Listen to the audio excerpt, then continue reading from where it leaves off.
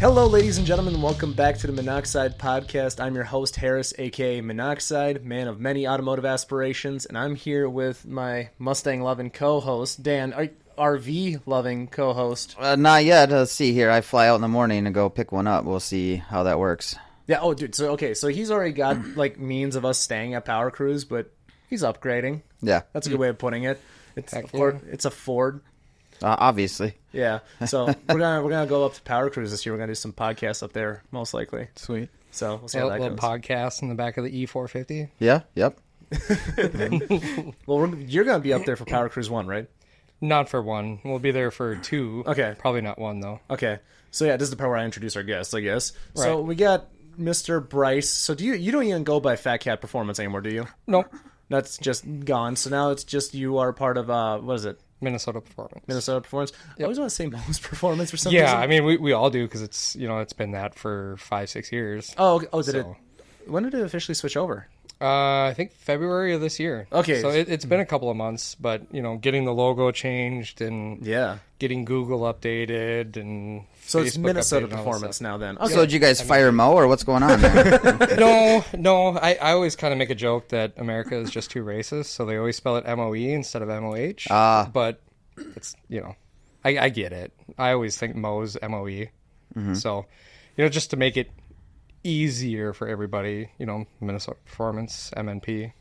So. Yeah, I mean, especially with how much absorption you guys had, because Minnesota Performance absorbed you guys, or you, I guess, because you were a one-man band before. Yep. Man of Hellcat stuff. Antonio helped me out, and my dad, but me solely, pretty much, yeah. And then the man to your right, Jorge, nailed it. So you were previously it was mechanical, right? Yep, working for mechanical, and it was just Jorge 1, and then I'm Jorge 2. Wait, what do you mean 1 and 2? Was there 2 of you? Yeah, so the Jorge 1 is the one that was the owner and started mechanical and everything, and then I'm Jorge as well, so there was Jorge 1, Jorge 2, but now at Minnesota it's Jorge and George. So gotcha. Yeah. Because Jorge 1 doesn't like George. He doesn't care. So it's like, well, okay, so it's either Jorge or George. So gotcha. So then makes it easier. So then you ended up getting absorbed into Minnesota Performance. So it's kind of like we have 2 varying specialties here, right? So you're pretty much everything Mopar. Like you're dabbling in the other stuff, but realistically you're more of the Mopar guy. Oh yeah, 100%. Yep. And then you are literally anything that comes through the door. Yeah. Mostly Euro was your background. Yeah. Mm-hmm. Yeah. So was there any particular Euro that you worked on the most, any platform? Was it more Mercedes or Beamers or? I'd say more Audi. Audi. Okay. Mm-hmm. Gotcha. Okay. We're in the house shop of Audi too. Yeah. Right. Well, to be fair, Ratified Motorsport, which I feel like most people know that's where we're based out of. Audis are a lot of it, but they got those. There's some Beamers out there right now. Some Beamers out there. Yeah. Those are cute little B58s. Right. Mm-hmm. Spent some time learning about N54s last episode. Or was it no, Jeff was 2 episodes ago. Yeah, I think so. Yeah, so learning about that. Apparently they're not as bad as I thought they were. Learned that one. So, but okay, I want to start with your Jeep. How much are you willing to share about it? Well, the original goal was 900 all-wheel, boost only. Mm-hmm. I can successfully say that we blew that out of the water completely. This is not by the way, when I say Jeep, some people are like, oh, maybe it's a Rubicon, maybe it's an SR, maybe it's like a normal SRT 6.4, maybe it's a Trackhawk. It's none of those things. So no, it's a mutt. It's a total mutt. Yeah, it's a mutt. So it was actually, Sean, your old co-host, used to be his. When he had it, it was a 5.7 base 392 stroker with a real mild built SHR trans, D1 SC Pro Charger, and a fuel system. Mm-hmm. Then I bought it from him. And then it went to a D1X, had a Holly high ram. And then I went out and pretty much blew the motor up pretty much on purpose. I had a ridiculous amount of timing in it because the motor just wasn't making power. And when we blew it up, we found out why. Because it had a stock Hellcat cam in it, stock push rods, stock valve springs. this motor was not what Sean paid for, and Sean was pretty upset when I sent him pictures after I tore it down. And you don't have to necessarily name the shop that did it, though anybody in the Midwest Mopar space likely knows who. Right. But nonetheless, they pay our mortgage for stuff that we fix from them, so it's nice. Yeah. But no. So from my understanding, like you said, so Sean paid for X build and they didn't touch anything, or was it just cheaper parts, or what was the result? A mixture. It was a 392 stroker. It is a stroker, but I mean, you're gonna build that expensive an engine, and then you're gonna put stock push rods and valve springs in it. I mean, I don't understand the theory. I don't know if it was just, I don't know. I mean, I've seen the invoices, and for the amount that it was spent was pretty ridiculous for what the engine was. That's not like a huge expense on itself, just those last few things, right? I mean, push rods and valve springs, all that stuff. What does that cost a guy? Well, in the Hemi world, kit from MMX is like $2,100. Okay. Full kit caboodle, cam, push rods, valve springs, the VVT lockout, MDS solenoid block offs, and then lifters as well. Mm-hmm. So it's not cheap by any means, but when you're already in there talking $8,000-$10,000, what's another $2? Right. Fair enough. So, and in the grand scheme of things of an engine building, it was like, holy shit, that's why this thing didn't make any power. I mean, it made 697 all wheel, but with that setup, it should have made much more. But now it's a fully built 392. It's an actual BGE block 392 with ported heads, ported intake, D1X blower. It's got a -10 feed, -8 return. It's got triple Hellcat pumps, built transfer case. It's got SRT front and rear diffs. And yeah, it made well past 900 on 14.5 pounds of boost. And all wheel, not just like some of these guys that pull the front drive shafts because they don't have all wheel drive dynos. We did it all wheel drive, and it was well past 900 wheel. 14.5 pounds of boost, and I think we had like 16 or 17 degrees timing in it. So we had a few more degrees of timing to go, and I've got 2 more smaller pulleys. Yeah, I heard that part. Sean told me that you have that at your disposal. Yep, and that's not even including the direct port nitrous that's going to be going on it either. So actual nitrous, not the stuff that we think Mike is running. Yeah, the nitrous that Mike Johnson's running. Yep. That's the race I want to see. Actual direct port. So it's, I mean, it'll do 4 digits plus boost only now, and then goal is 12, 13 all wheel on spray. So a Jeep shouldn't be that let's fast. go, Mike. Dude, oh my god, dude! Because like you and Mike are so funny on social media, just kind of jabbing at each other. So everybody who doesn't know you should Mike, see it when he comes into the shop. You know, like today when he came to the shop, we're just giving each other shit the whole time. Well, it's like the way he talks too. Like he's like clowning you. He's like it's just so funny. Yeah. You know, and then like if you see people from the outside looking in and be like, God, he's just dogging Bryce. It's like, well, no, we're actually pretty good friends, so it's all in good fun anyways. Literally everybody with Mike, like he'll clown everybody. Like, that's just what he's known for, is just kind of trolling people. I mean, trolls his own page. Yeah, right. Yeah, you know, like, which I think is freaking hilarious. Yeah. So every single post, I guarantee you, if you go into his professional dashboard, it says #1 fan himself. Right? Oh yeah, 100%. No, that thing's gonna be ridiculous. I mean, a 4-digit Jeep that was never intended to have power whatsoever. Yeah. What did the 5.7s come stock? Like 385. Yeah, you know, depending on the year. Yeah. So, you know, yeah. So we over quadruple that power. So you said mildly built trans. Is that still the same? And then do you have to worry about transfer case, axles, all that? So that's the trans. We'll just put it this way: once we hit 6,000 RPMs, we were blowing through the trans the rest of the pole, and it still made well north of 900 all wheel. So that's why we stopped, because next weekend we do have a streetcar takeover event that we're going down to Missouri to do. So in the Jeep? Yeah, in the Jeep. Ooh. So we're flying our tuner in So he's going to be down there, trackside support and stuff like that. So we're in the heavyweight class, so it's 4,200 pound minimum weight. Jeep weighs 4,390 without me in it. That's surprisingly light. Yeah, I mean, it's completely, there's nothing in it. No front sway bar, no AC, no passenger seat, no back seat. There's really nothing in it. Mm-hmm. So, are you gonna throw some seats in there for a power cruise? Some ride-alongs? I'll throw the passenger seat in. Okay. But no back seats. I don't even have the back seats anymore. Yeah. So and I'm not gonna buy some for you. No, that's what the Napa buckets are for. Go get your lawn chair. Yeah, in a 1,000 wheel horsepower all-wheel drive, I'm sure you won't go flipping backwards at all in that situation. Yeah. No kidding, right? Dude, that math is actually kind of crazy when you think about it. Like 4,390. Yeah. That's crazy. That's gonna be making 1,000. Oh my god, dude. Yeah, it'll be fast. My initial goal was 999 or faster. I mean, if you want to play the bench racing game, every calculator out there with what it made right now and what it weighs puts it at like a 951, 952 at like 149 and a half miles an hour.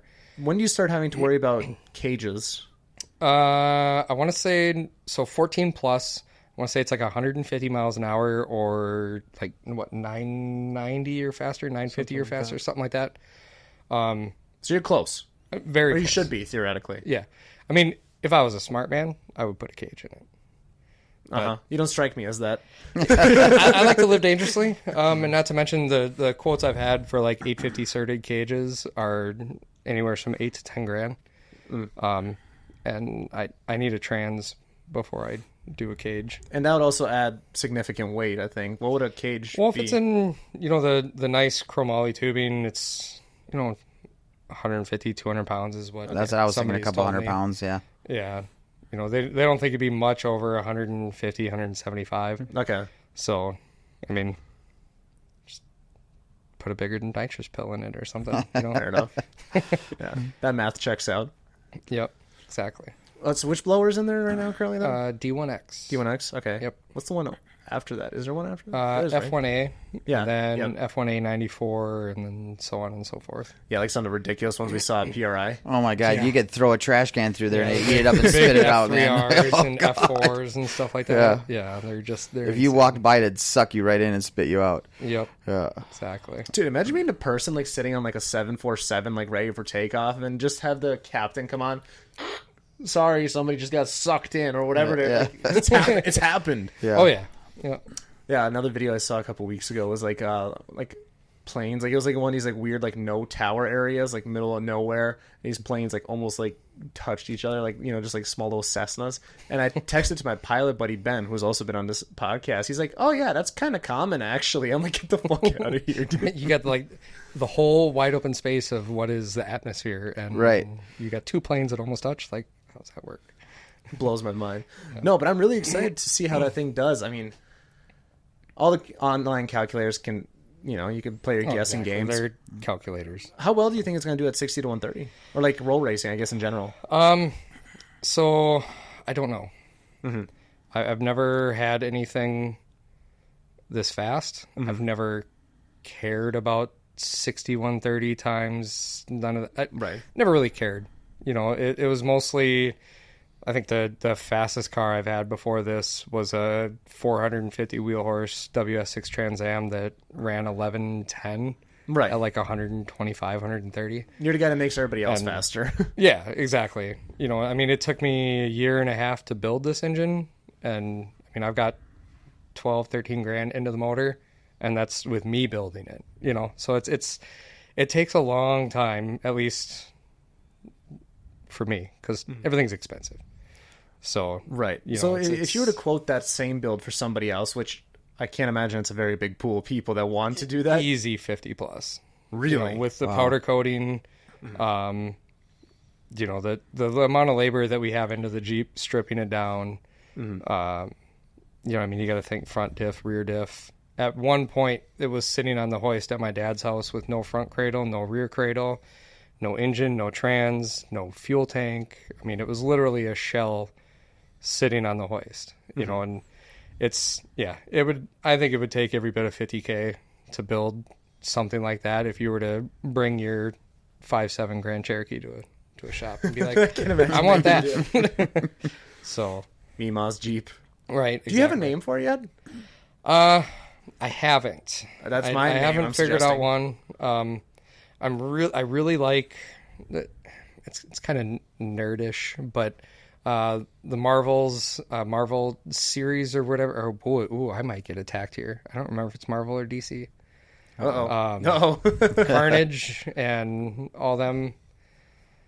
Oh, I forget what they are. Is that DC? I don't know. That's Marvel. Know. We're gonna get blown up. Yeah. It's been a long day at work. No, us. anybody who doesn't understand a man after a laborious day.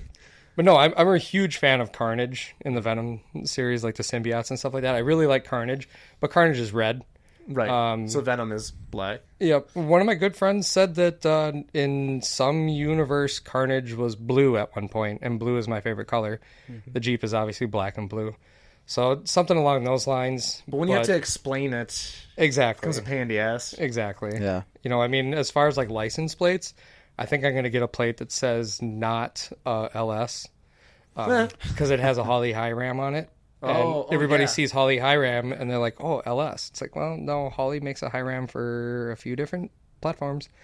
You know, so, I mean, and it makes sense because last summer when I had it out at a car show, somebody's like, oh, dude, you swapped an LS into it? Like, no, I did not. Why would I do that? It's I'm not an Hemi. idiot, yeah.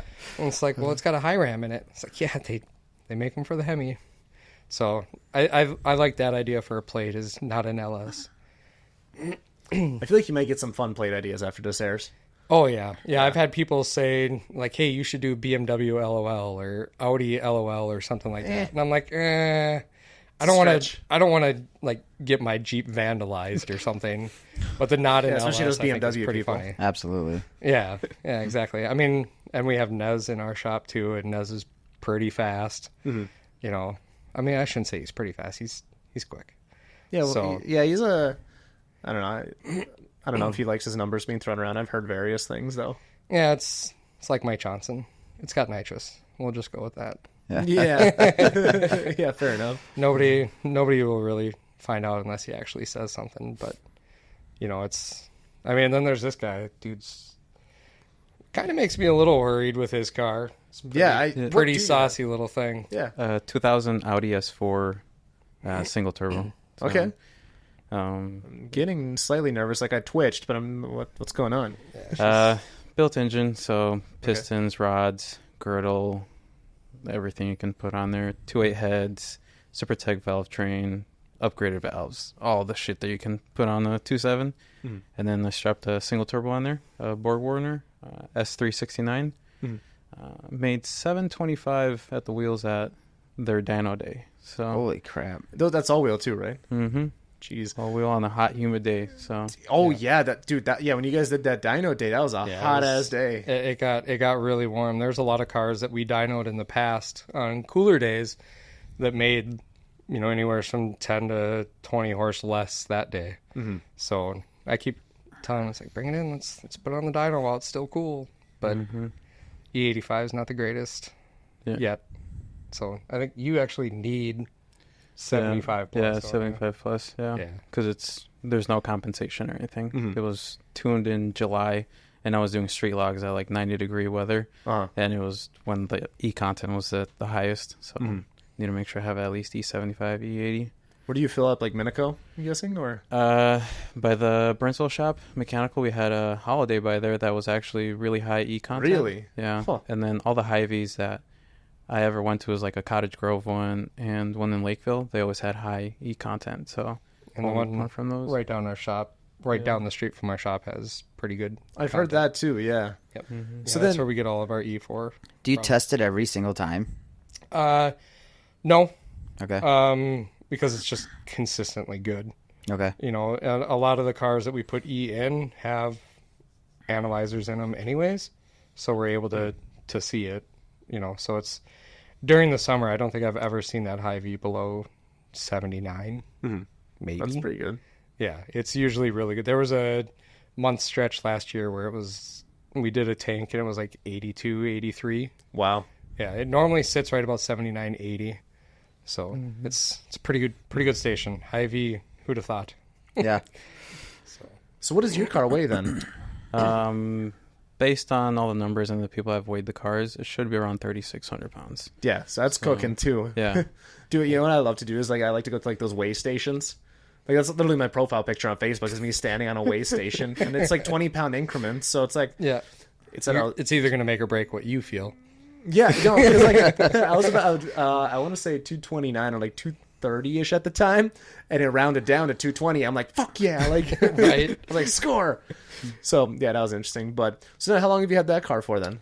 I bought it in April of 2020. Okay. Oh wow, so 4 years. Yeah, dude, what a weird time, right? Because it's before and after, with the whole COVID thing. I think in terms of after or before or during. So it probably wasn't expensive to buy, but it was expensive to build. Yeah. That's if you bought one right in that time. Yeah. You know, it was I got the car for cheap, but oh shit, all the parts went up through the roof. Bought it for $3,000. Yeah. And the kid brought it up from Florida, and then it had a leaking heater core. And obviously, with the winters here, he didn't want to fix the heater core, so he just let it sit. And then I came by, and I think he wanted $5,000, and I talked him down to $3,000. And obviously, the big portion of getting it to where it is, it's 30, 35 into it, all in all. But at the first stage, the first year was just doing all the maintenance that was neglected. And then doing suspension, so it's got all poly bushings, adjustable control arms, coilovers, anything you can think of. I touched. Then I got brake kit in the front rear, built the trans, and then the last step was building the motor with a single turbo, which I did that last year in April. I started putting it together, and then now we're here. It just needs a paint job because it has a bunch of sun fade from Florida. Is that pretty much maxed for the 2.7, or has it got more in it? It's got more in it. Yeah. Talking to my tuner, I basically just need to get a bigger turbo or just try to push more PSI through there. But it's fully capable of it, though. Yeah.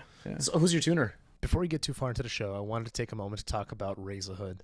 If your daily driver is having issues, aka your beater you got off Craigslist, Raise a Hood's telemechanics and AI tools can help you diagnose and solve the issues you may be dealing with for a fraction of the cost. All you have to do is add your car to the Raise a Hood garage to get started. You can provide the AI tool, also known as Gus, with the specifics of the issues you're having, and it'll help you narrow down what the culprit is. It's a great way to bounce ideas off of to figure out what actually might be the problem. You could then select from a variety of solutions to explore the cost and difficulty of doing the repair yourself versus taking it to a shop. If your car doesn't have detailed solutions yet, that's totally fine. Just go ahead and add your car to the garage for free, and that'll let the Raise a Hood team know what to focus on as they continue to develop and grow. If you want to try out Gus or chat with a telemechanic, go to raiseahood.com and add your car to the garage to get started. Use code MONOXIDE-FREE for a 1-month free subscription, or Monoxide20 to save 20% on a 30-minute call with a telemechanic. Let's get back to the show. Blake Beetle. He's out in California, so it was all through eTune emailing, back and forth logs and getting tune revisions and that, and it was all on the street. So, yeah. Has he been pretty responsive? Because that's usually the problem when you're doing that kind of thing. He was actually pretty responsive. Yeah. It was getting revisions, sometimes 3 or 4 in a day. And it was back to back, and we tried a whole bunch of different boost solenoids because it was over boosting. At one point, I hit 40 PSI on the spool up. And when he saw the log, he was like, yeah, don't do that again. And I was like, it felt fun getting 40 PSI, but we finally got it dialed in. I kid you not, it did maybe 60 logs of wide open throttle third gear before I even got to enjoy it. Just doing revisions and working out all the kinks and weird shit that comes up that you don't expect. But yeah, I built the engine over the winter, and in April I brought the car in, took the engine that was in there out, put the other one in, and I took a whole week off just to swap everything over, do the single turbo kit, and do all the wiring and stuff. And within a week, started it, had it all running, and then by August, all the tuning was done. So it was relatively quick. I mean, all those 4 years of owning it, I wasn't gathering parts. It was just doing chunks, all at once and all at once. So yeah. But it's been fun. I think I enjoy more the building process than the driving process at times. Okay. Yeah. I get to that point too. I just build something, I stand back, you look at it, all right, cool. Now what? Yeah, exactly. It sucks. That's why I bought another one. Sadly there right now. Yeah. I just look at it in admiration and yeah. Shit, it needs more money now. Yeah. Because it's like, all right, am I done? Oh, I'm bored. Oh, no, I have to spend more money. Right. Well, okay, that's the real question. Because, okay, let's just flush out. We haven't even, like, done an actual, like, you haven't even done a pull with it yet, have you? No. So, like, I mean, like, on the street or whatever, like, you haven't taken it out for a drive, nothing. Before you even do that, you're already planning the next phase. Oh, Is there a next phase? Yep, 100%. What do you even do at this point? 2,000 horse. Jesus. Is there anybody that has a 2,000 horsepower Jeep yet? Oh God, yeah. Really? Yeah, there's quite a few. Really? What are those? I mean, I shouldn't say quite a few. I mean, you could probably count sub 20. Okay. Half of them are in Australia. In the US. Well, no, just US based. Okay. I mean, I've made multiple posts across a lot of the Jeep forums and pages and stuff on Facebook, and as far as I know, it's the nastiest non-Trackhawk WK2. I mean, Ripatuned and Demon and stuff like that, they all have very badass Trackhawks out there. But I can't find a non-Trackhawk WK2 that makes anywhere close to what this one does. And then, I mean, yeah, like I said, the next step is 2,000 crank, which I have the block. Just got to start doing the rotating assembly. But the rotating, I mean, the crank itself is $5,000. You know? So it's like, this next step is it probably take me 3-4 years. Yeah, that's probably like a good 6-figure amount. Well, the engine with all the parts, you know, like doing it correct with like the Thytech heads.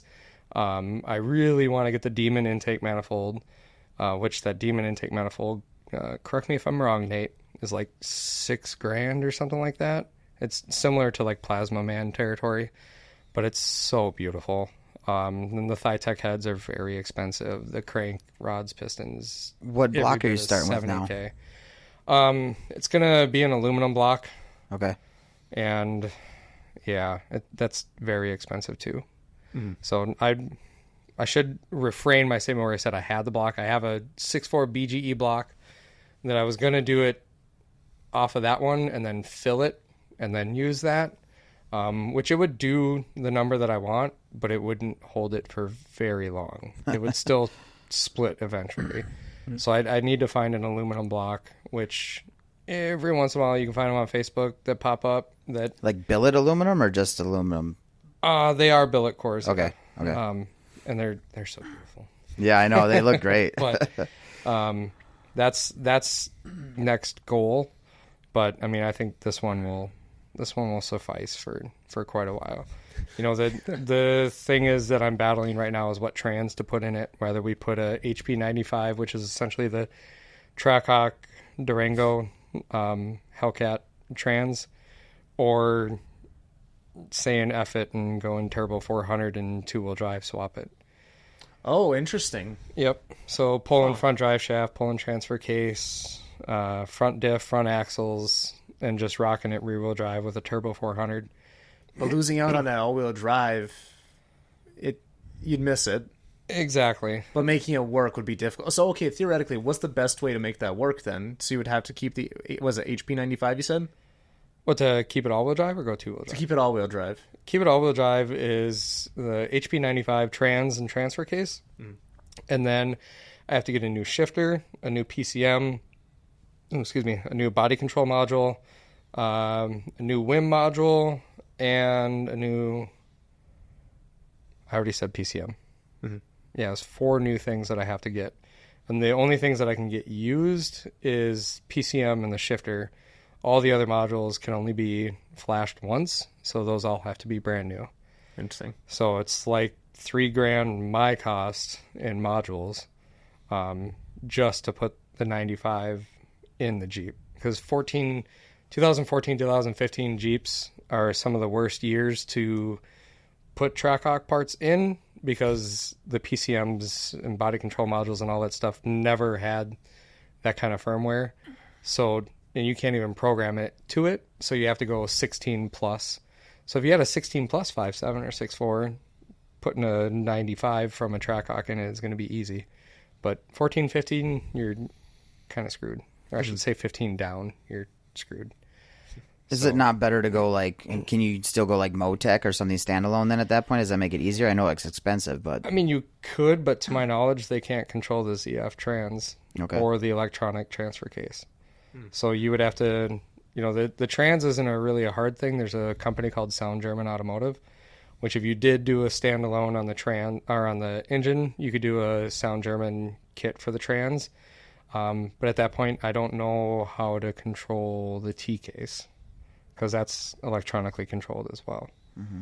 So, and I don't think anybody makes something for the T case yet. It probably won't be a thing that they will make. But, yeah. I don't know. So we're really torn right now. Turbo 400 or Trackhawk stuff. So would it be able to at least handle that level of power then? Or the Trackhawk trans? Yeah. Oh, God, yeah. Really? Yeah. Is that what all the Trackhawk guys are they still running their Trackhawk trans? Like sub 1500, sure. Above that, yeah, you want to go turbo 400. The thing with my Jeep is because it's got a Pro Charger, it makes power with RPMs, right? Whereas Trackhawks, well, any Hellcat powered vehicle, you're making 800 plus foot-pounds as soon as you hit the gas. If they're still supercharged, right? Yeah, if it's still blower car, there's still that IHI. Yeah. You're with a pulley and stuff, you're 800 plus as soon as you hit it. And those trans will hold 1,000 wheel with a good tune all day long. So with mine, I'll just say the torque. It was 776, 786 torque, but it was at like 5,300 RPMs. So on the hit, it's only making like 550, 600. So it's ramping in the power. So a stock Trackhawk trans and T-case would live a very long life, even with the nitrous on that setup, because it's not getting slammed initially. So it's a big tour on, do I go that road or this route? Either way, it's going to be like 10, 12 grand. Yeah, fair enough. So you won't twist any half shafts or anything like that? Or are you going to have to do that stuff too? Or is it because it's all four, will it... Okay. Yeah, like if I kept it all-wheel drive, I'll have to start buying some diffs, because we'll break diffs and axles and stuff. And there is a 9-inch conversion for the Jeeps, but again, expensive, $5-7 grand.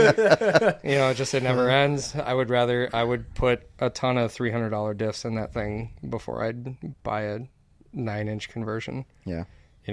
Fair point. Yeah. Yeah. $300-400 for a diff, $75 for an axle on average used. You just don't want any Ford parts in that thing, do you? No. We can go fast without it. Yeah. No. Yeah, no, that's gonna be rowdy. I'm excited to see what happens with that. So why not the first Power Cruise? I think you mentioned it before we started, but because I have a very good feeling in Kansas next weekend we're gonna totally grenade the trans. Okay, fair enough. I want to rev the truck to 75. On the dyno, we were revving to 72. And we were finding some kind of weird cut in the trans, or in the PCM, that was chopping the throttle to 43%. We messed with a ton of different parameters, and we cannot figure out why it was chopping the throttle. But 7180, like clockwork, every single pull, full throttle, 40-some%. So we're probably going to limit the shifts to like 65, because around 6,000 is where it started to slip. So if we can... I can deal with 500 RPMs of slip as long as it makes the shift. And then probably the last day we'll just say F it and let it eat at 7,200. So, and that's probably why I won't make the first Power Cruise. If it's still alive, if the trans is still alive, I'll probably go. Put the party pulley on it and have fun, and then totally take the trans out. But it's funny, too, because the trans is the one thing that I haven't touched yet. I had no clue what the trans was. I had no clue what stall converter was in it until literally last night when I called Sean. And it's like, hey, what is this? And then here, find out it's just a 3,200 RPM stall and a basic SHR trans with upgraded clutches. It's like, well, that's not holding. So, Well, it wasn't built by the same guy who did the motor, right? no. Okay. No. Yeah, thank God. Yeah. Probably wouldn't have survived yet. So, Yeah, quick trip gas, right? yeah. Sure. Is that is there any merit to when people say, like, when they blame the gas station E85? I've never seen a quick trip higher than 65, Okay. 68. So there is some merit to some of those motors blowing up? Well, first of all, test your E85. Yeah. enough. Test your stuff. Yeah. You know. If you have put that much into a build and you're not testing your E85 beforehand, at least if we say you find a reliable station, Exactly. cool. But you got to test it a few times, I would assume. Yeah. So, like, I have a customer, Malcolm. A lot of people know him. White Charger, blue hood, blue roof, whatever. Yeah. Dude literally has a freaking notebook that he's written down gas stations, ethanol percentages, the date. Like, he's so anal about it. I love it. Because he can tell you, oh, no, don't go there, because this time last year and the year before that, it was this. So it's probably that right now. And he's spot on. And like an actual, like, physical notebook? Yeah. It's Is in he his iPhone freaking or glove Android? box. I'm just curious. That's a good question. I don't know. Because, like, there's iCloud now. I'm just saying. right? You can pull it up anywhere. But no, it's like that's the kind of customer that a guy wants. It's Yes, like, absolutely. test your stuff. You know, because at the level that his car is at, yeah, the E content makes a little bit of difference. You know, generally, again, because that's a 5.7 as well, right? yep, yeah. I think those numbers are public. Didn't you post them? Either way, like, Yeah, it's. Yeah. I mean, mid 600 wheel, stock, bottom end 5.7. You know, we made a glory pole, made 725, 730, something like that, and it ate it up. It didn't care. And that was one thing that we did discuss too for the second Power Cruise, because we actually have a motor that we built for the car, which is a well-known fact. So I'm not releasing anything that's not known. I mean, nobody knows what the motor is, but we have a motor built for the car. But for the second Power Cruise, it's debating on, we throw the spicy tune up in it and just let it eat, and whatever happens happens. But he doesn't know, and that's one thing that I like about Malcolm is if it's going to hurt my name, he doesn't want to do it. And I'm like, well, if we just tell everybody that we don't care if it blows up, we know that we're pushing a stock 5.7 to the edge. I mean, 700 wheel, what it made, you know, 720, 730 wheel is damn near 900 crank on a stock 5.7 Hemi. I mean, those things can take it, can't they? yeah. Oh, yeah, 100%. And I have a feeling that it would probably last most of the weekend. It would probably break a ring land Sunday, but I think it would run all weekend, you know. But, and that's kind of what I like about him. He's like, well, I don't want to tarnish your name. Like, they already think that you built your old Jeep motor. I'm like, well, I didn't, so screw them. Yeah, the whole name thing is weird too, and yeah, that's kind of like the nice thing is people come on here to settle scores sometime, Right. You know, just get the facts out there. But like, honestly, at the end of the day, as long as you pay your bills, who gives a shit? Exactly. Right? Because like you know the quality of work that you're putting out. You still have customers coming to you. It's like at the end of the day, whatever's online doesn't matter nearly as much as the referral game. Yep. Because I'm guessing a good bit of your customers are referral, right? Oh, yeah, 100%. Yeah, same with you, I'm assuming. Yeah, Like, or just where you're based out of. It's like, oh yeah, I trust these guys over there. They've done this, and this for, especially in Minnesota, dude. Like, this is a tight knit community. Oh, yeah, it's insane how tight, and I mean, We you like have it tight. guys that are like ratified, and you got guys, no, Eurocharge, or like, no, Mo's. It's awesome. I really like it. You know, and all the shops are good. Well, nobody's getting run You out know. of town.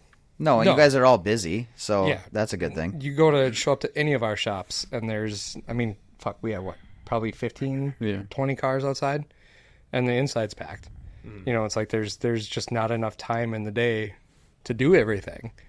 You know, and then same thing with these guys. I mean, shit, that shop was packed down there. You know, and Eurocharged is busy as hell. JWP with both of his are just packed all the time. That's right. I forgot. John's got the budget auto repair still too. Yep. Yeah. Because his So- shop in St. Paul is beautiful. Yeah, that's a gorgeous place.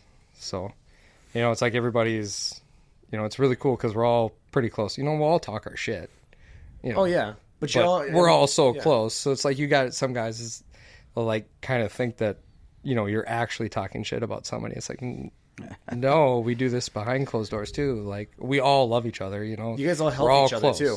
Exactly. Like yesterday, for example, or a couple days before, like my buddy Benny, who's got a shop, he asked for whatever, and I think it was like some whatever. But either way, I knew exactly who to tag. I tagged Dave Rasmussen. Yeah. He's like, yeah, I got this, and this. It's like they're across town, like 40, 50 miles, right? He's ready to help out. Yep. It's awesome to see that. Are you going to the Black Market event or whatever? So, or no, that's the same weekend as the that's whatever. the same weekend as Kansas. Yep. But we will have a couple of cars there. I think we're having 6 cars there. Okay. So I think we're gonna have a 950 plus wheel horse Hellcat. Sean's, boy, I'm gonna get crucified again. G80. Yeah. Oh, you got it. I was there you gonna go. let you crucify yourself. The G80. Sean's G80 with his this intake manifold that he got. He told me. Oh, yeah, it's so beautiful. Well, are you talking about the replacement one? Yeah, yeah, it is. Yeah, the replace. God, that story. Jeez. So, short story. I we don't have to get into the specifics of it, but basically, the company sent it to the wrong shop. They sent it to like the Bronx. So that's gone. And it's like this custom color, everything that Sean wanted, and they called. They're like, "What? Nobody got it here." They even sent somebody there. Yeah, and they're like, really? "Well, somebody signed for it," and they're like, "Never seen it. Don't know what you're talking about."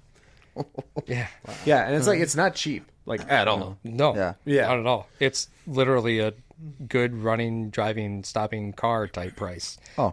And not a shitbox price either. Yeah, about a Mark 6 Golf. yeah. You can probably buy your car with it. No, I'm kidding. No, like you joke now, but it's like it could have bought 2 of his own cars before you started working on it. Literally. So it's like, it's not. It's, so that'll be on display, and then of course we'll have Mike Johnson's. And I think we're gonna have another single turbo G80. Okay. Or what is that single? That's a G80, right? The single turbo BMW that's going. I don't know whose that one is. That was Will's. Will's? Or is that the platform before that? Oh, the F80. F80. So he has an F80 M3. Yeah. BMW things. So then I don't know this stuff either. No. I'm catching up. I'm doing all right. So who's working on Sean's stuff? Is it you or is there one of the other? Because like there's a few guys that kind of work on a little bit of everything over there, right? So right now it's sitting in my garage. Fair enough. So we're productive. Yep. Yeah. No, we're waiting on parts. Yeah. It's making sure they show up to the right state. I get it. Yep. Exactly. No, I don't know. Probably be you. It'd probably be. Yeah. So then, so what other projects? Like, because I know some of the projects that you have worked on for like other people. You've worked on a handful of things. Is there any fun projects that you have worked on? I'm starting to get a stutter. I think I hit my head too hard before the episode. But is there any fun projects that you've worked on? We've done a lot of the 4-liter Audi stuff. I don't know if you guys have ever seen Matt Dazer's S8. It's a white S8. We did a air-to-air on it, upgraded TS1 turbos, port injection, basically everything you could do on the 4-liter. And he's coming back to upgrade his exhaust manifolds because on those cars, once you get such high cylinder pressures, you start getting misfires on cylinder 5, and it's partly because of the stock exhaust manifold design. So upgraded manifolds fix that.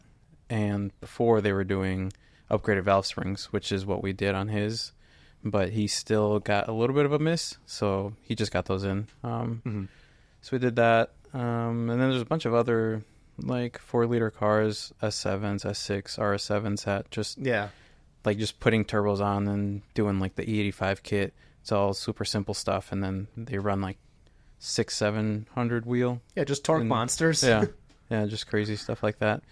And then right now we have actually also Matt Dazer's Audi RS6, a 2003. So it's an older one. 4.2 belt-driven one, twin turbo. So he's getting upgraded turbos and just waiting on parts on that too. So but it's been a what do they call it? A hoist ornament. Good thing you guys got a few more hoists now. Yeah, we upgraded to 6 hoists, and that thing's been on the hoist for probably almost 3 months. Yeah. Wow. And it's not even because of us. We're literally waiting on a part one freaking part, and the company created a tracker 2 weeks ago, 2 or maybe 3, and it still says label created. Yeah. And it's like, come on, guys. We've called them, we've bombarded email, like, it's like, just ship us the damn part. It's tying up a hoist. Like, come on, let's go. Well, that's money too, right? That's locked up on that. Like, a lot of people don't realize that. Like, when something sits for that long, how many productive... Like, think about it. If that was like a normal maintenance shop, right? Yeah. How many cars could you crank out through there per day? And then you multiply that by 90 days. And then it's an Audi thing, or, well, I call it a Euro car thing, because do anything on it, you got to drop the front subframe. So it's not like we can just put the wheels on it and roll the thing outside, because there's no front subframe in it, because the engine's sitting on the subframe. So, and I'm not gonna have him put it all together just to roll it outside, because it's a long ways away from being able to just throw it together. That, and it's not a uncommon thing to know that I have kind of a little bit of small, not so much mechanical empathy for vehicles. I do, but I don't. But that car is like one of like 1,200 or something. Something like that. Some crazy low number in the United States. So it's like, well, okay, it can sit on the hoist, but it's like, if we do have a car that goes outside, to be clear, it gets a car cover. It gets wrapped. Right. It gets protected, So I'm not just sending a car outside unprotected. Like, if I send my GTI to you, that thing's not go outside. Like, 100%. Yeah. I'm gonna put the Hellcat inside before your GTI goes inside. 1,000%. I straight up tell a shop if I've got it. So like Jarrett, when he has my car, I'm like, I don't give a shit if it sits outside. Go for it. Yeah. And you guys got a gated thing with like barbed wire and an automatic gate. It's and gated. It's secure. We literally have 7 cameras on the outside of our building. Yeah. Rookie numbers. And that's just us. Sponsored by Ring. So it's like it. And every night, all the cars that run come inside. It's not like we leave cars outside. I don't want to sound like an asshole. Like, I don't give a shit about your car. No, anybody who knows everything comes inside. Yeah. Now, if it can't come outside, it's sitting outside and it's getting a car cover, and it's safe. The way I see nothing's going to happen. If a dealership can keep a GT3 outside at the Porsche dealership, you're fine. Right. Yeah. Or like one of our customers literally drives his 720S year round. Oh, really? I haven't seen that one in the winters, but that's cool. Yeah. Dude, you know how many freaking new 720s we got this year coming to Minnesota? So one just got delivered yesterday. It's orange. And one just got delivered last week. It's that green one that was at Trey's show. Okay. And then there was one a handful of weeks before that. It was like the volcano red, like the same color as this here. Okay. Beautiful color. And it's like, yeah, dude, 720s have come down in price. So people are just like, finally. Right. If only we had a McLaren dealer over here to service the damn things. Yeah. I mean, the 720 that we got in, I had to do turbo gaskets on it because it blew the gasket out between the turbo and the exhaust manifold. I'm like, I have no clue what I'm doing here. We had to buy a manual for it. So take a wild guess how much a McLaren manual cost. $1,500. Well, about half that. Okay. It was like $750. So I mean, for a freaking manual. If I'm doing the math correctly, I think the membership in ChatGPT is like $10 a month. I don't understand. I don't even know what that is. I'm sorry. You haven't gone down that rabbit hole yet? No, I haven't. Bless your heart. It's surprisingly right and wrong all the time. Right. So it's like, I didn't want to, like, I'll tear into a Corvette. I'll tear into a Mustang, no manual, whatever. Figure it out, yeah. Don't care. I'm not tearing into a car that's worth what my house is. It's like, I need Well, a they manual. depreciate. Let's not give it too much credit. Yeah, fair enough. Actually, I think you could buy that 720 less than the house. Less than my They're house. about $240 now for a decent one. Oh, really? Yeah. Fuck, Those fuckers are I could like... have bought a 720. Yeah. Damn. Yeah, no, when people figure Can't race that a out... house, right? Yeah. Yeah, no. You can't live in a McLaren. Sure you can. I mean, Arguably. it's going to be rough. Oh, yeah, it'd be hell. Well, as long as you don't have Senna seats in there, it's kind of cushy. Right. And it's, I don't know. It was a cool car. Loved They're working super on awesome. It's kind of nerve-wracking working on something like that. I mean, I could see if you do it daily, how it just becomes another car. But your first one, you're like, make sure the wrench is perfect, But it's like working on $200,000 BMWs. Yeah, that's his side. Yeah, right. The thing is, though, is like with the BMW, like the parts are way more accessible too. Even if it's the most expensive upper echelon, it's still not going to be like if you damage something on a McLaren, you're waiting a long time. I mean, this one little gasket, little circular exhaust manifold gasket, we had to get from the UK. Yep.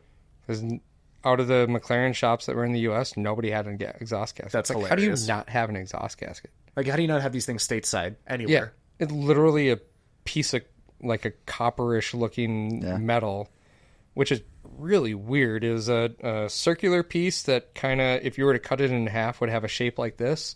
And then as you bolted it together, it just kind of crushed like that.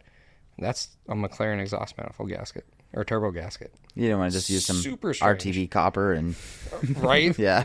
We had to get that out of the UK. It took 2 weeks. Oh wow. Yeah.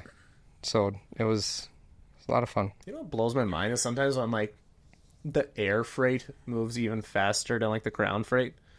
Like I ordered something off of TikTok shop, right? And it was here within like a week and a half. And I'm just like sitting here thinking like, all right, if I got that same item from Best Buy, it would have cost me $100. I got it for $13 off TikTok and it was here in like a week. And I'm just like, how? Crazy. Yeah, I mean the motor mounts in the Jeep, for instance, came out of Australia. I got them in 6 days. Crikey. From Australia. Yeah, it was crazy. But I couldn't believe it. When they showed up, I'm like, there's no fucking way. And yeah, sure shit. Address, Australian address.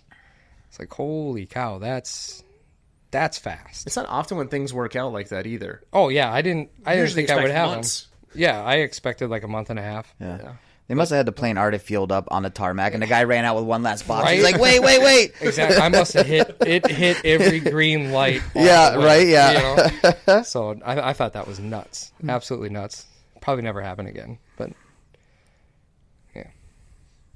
Here's a question that I had a number of times. I'm like, I should really ask Bryce about this. So we talked about this the first time you were on this podcast, which was like episode 6, I think, or whatever. 4. Wait. I listened to it today. 4? Yep. Yeah. So guest number 2. Yeah, that was right after Eric. Wow. So yeah, you're an OG. Yeah. But so the question kind of goes like this, right? There's people that are in the camps of, all right, I'm going to buy a Hellcat and build it, or I'm going to get a 6.4 and build it. You are kind of in the camp of why not just build the 6.4, if I remember correctly, right? Like if we're talking 1,000 horsepower plus build. I'm severely torn on that. For the longest time, the 6.1 was my hands down favorite Hemi. Just because the 6.4 is so fragile in stock form. But I mean, if I were to do it, I would say start with a Hellcat, just because it's if you can do this stuff yourself, right? You're less than $2,000 in parts. You're 800 wheel, right? Less than 5,000-6,000 in parts. You're mid 900 wheel. You can't do that with a Scat Pack, But what's the alternative in the Scat Pack? Like, what does it take to get a Scat Pack to like 900 wheel? What are we talking in price difference too? Like $40,000 between cars? See, and that's the other thing, right? You talk about the price of a Hellcat versus the price of a Scat Pack. You can buy an older Scat. Boy, I don't even know anymore. High 20s, low 30s. Whereas your 50s, 60s for a Hellcat. Granted, people are going to say, well, you can finance these. You can't finance car parts. It's like, okay, yeah, I can get that. But to make a Scat Pack make more than $950 is going to be that difference in price. You know what I mean? Reliably. Because you're talking built motor, fuel system, your choice of blower, my personal favorite, ProCharger. ProCharger or Whipple, E85, fuel system, 900 easy. What about the trans? Well, and trans, yeah. Is that... So you could rock stock trans on a Hellcat, though, right? Oh, yeah. Yep. Okay. See, this is also... We had this conversation with Caleb. I'm assuming the Hellcat resells better, too, right? Oh, 100%. Yeah. Because even though you built that thing, people are still going to be like, so what is a scat? Exactly. You're still going to get less than a Hellcat out of it. You know, I mean, and as far as like the trans goes, with our tuning, and I'm sure there's a few others out there that can do it as well. We've had stock scats on a stock 70 trans hold 750 to 840-ish wheel for a few years, you know, without failing. What's the upgrade cost, though, if you want to get that next tier of trans for a scat? It's like 10, 11 grand for the trans and torque converter. You know, but it's a lot of billet parts, you know, so billet parts aren't cheap. So, and then you're talking 1,500 horse capable, you know. Okay. So it's... Can the Hellcat trans go onto a 6.4 into a scat? Yep. Yeah. It can. You know, there's some trickery that you got to do with the programming. Not quite as bad as what I have to do with my Jeep to do the HP 95s. Mm-hmm. But it's definitely doable. You know, we're actually doing that with Malcolm's car. We're going to find a Red Eye or a Hellcat trans and put that in there because it's Is there a difference cheaper between those two? Like, is there a big difference between the Hellcat and the Red Eye trans or no? So like Red Eyes and Demons and stuff, they'll have a little bit different features. But overall, the trans is pretty similar. It's probably just tuning at that point. I suppose they're tuned to the shift points and stuff a little bit different. Yeah. Yeah. I forgot what I was going to say. No, don't worry about it. I got you. Well, what I was going to say was there's probably plenty of smacked up Hellcats out there, too. I'd imagine those are getting wrecked about one every 4 minutes. Yeah. It's not hard to find parts for this. Yeah. Dude, this is why I need to get like a sponsor, like a junkyard or like a Copart. personal injury like law firm. Like I really need to pursue some of these because, like, come on, dude. Right. Okay, so at what point does it make sense financially? Like, you buy a Hellcat, you buy a Scat Pack, and you let's say you want to go for that, 12, 13, 14, 1500 horse to the wheels. Which one does it make sense to go with? 5.7. Oh, you would just go a 5.7? I'd buy a base model 5.7 car. Okay. It's either way, you got to build a motor. Either way, you got to build motor. You got to build trans. You got to put a fuel system in it. So why cut up and ruin a $70,000 car when you could go buy a $20,000 5.7 Challenger that's been clapped out? Is that your reasoning for your Jeep? I never asked you. That, and it was the right amount of money. At the right amount of time. At the right time, yeah. Exactly. Yeah, when I tell people what I paid for that, they're like, there's no effing way. I'm like, well, it is. So, believe it or not. Hold on. I'm going to have a stroke here. So you're telling me a 5.7 is just the best option, period, if you were trying to go for that 1,500 horse? Well, yeah, because, I mean, a stock Hellcat's not going to do it. Okay. I mean, you could probably do it once. So you're going to have to build the motor. Uh-huh. The stock Hellcat blower's not going to do it. So you're going to have to do twins or 3.8 Whipple. So yet there goes the blower. So why start with a really expensive car? Fair. I would say if you're going to do it, even if you say you wanted to run a standalone and a turbo 400, then I would go get a V6 car. Because you're going to pull all that shit out anyways. But if you want to keep 8-speed and all that other stuff, I would start with a 5.7 because, like I said, all of it's got to be replaced. So why spend the big initial hit? That's fair. But at least if you buy a Hellcat, though, you can have fun with it. Like, if you didn't want to build it right away, you'd have something. You'd be miles per gallon right out the gate for the first year anyway. Yep. So. All right. So let's say I had my old V6 Charger still. If I wanted to go to that 15. So what would be even left? Nothing, right? Yeah, there really wouldn't be anything. Yeah. Is anybody building V6 cars? Like, do they buy all-wheel drive ones and put Pro Chargers on them or anything like that? Do it all the time. Yeah, I was about to say the Mustang guys do that too sometimes. Yeah, and it's, believe it or not, a lot of our V6s that we'll do, so we're a RIP superchargers dealer. Mm-hmm. Yeah, yep. We're making 440 all-wheel horse or 440, 445 rear with these little V6s. Yeah, I miss that car sometimes. They eat it up. They love it. And so you're talking, you got a little V6 that's keeping up with Scat Packs. So that's... What's the limiting factor on those? To go more power if you wanted the sleeves. So it's a wet sleeve engine, so that the sleeve literally starts moving and it can crack.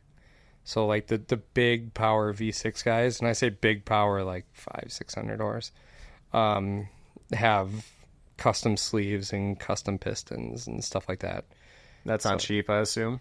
Probably not. I've never looked into it.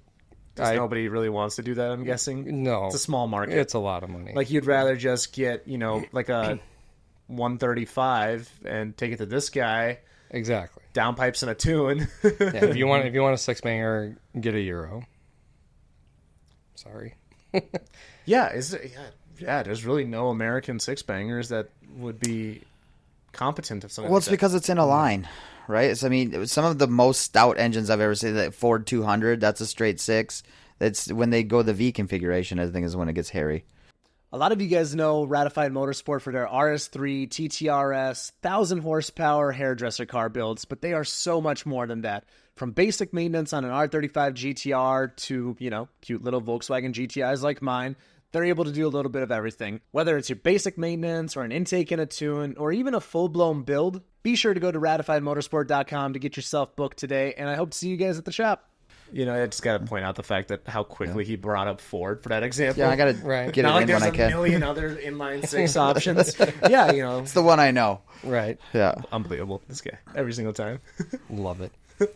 And I'm going through the highlights for the Jeff Storms episode, and it's just like you guys just talking about like old Fords, and it was literally, I'm not even kidding, like 15 minutes of me just saying here, watching them talk. Like, it was hilarious. Well, it doesn't help that Noble's got a Ford motor in it. Yeah, that's we nerded out on that for a little while. Yeah.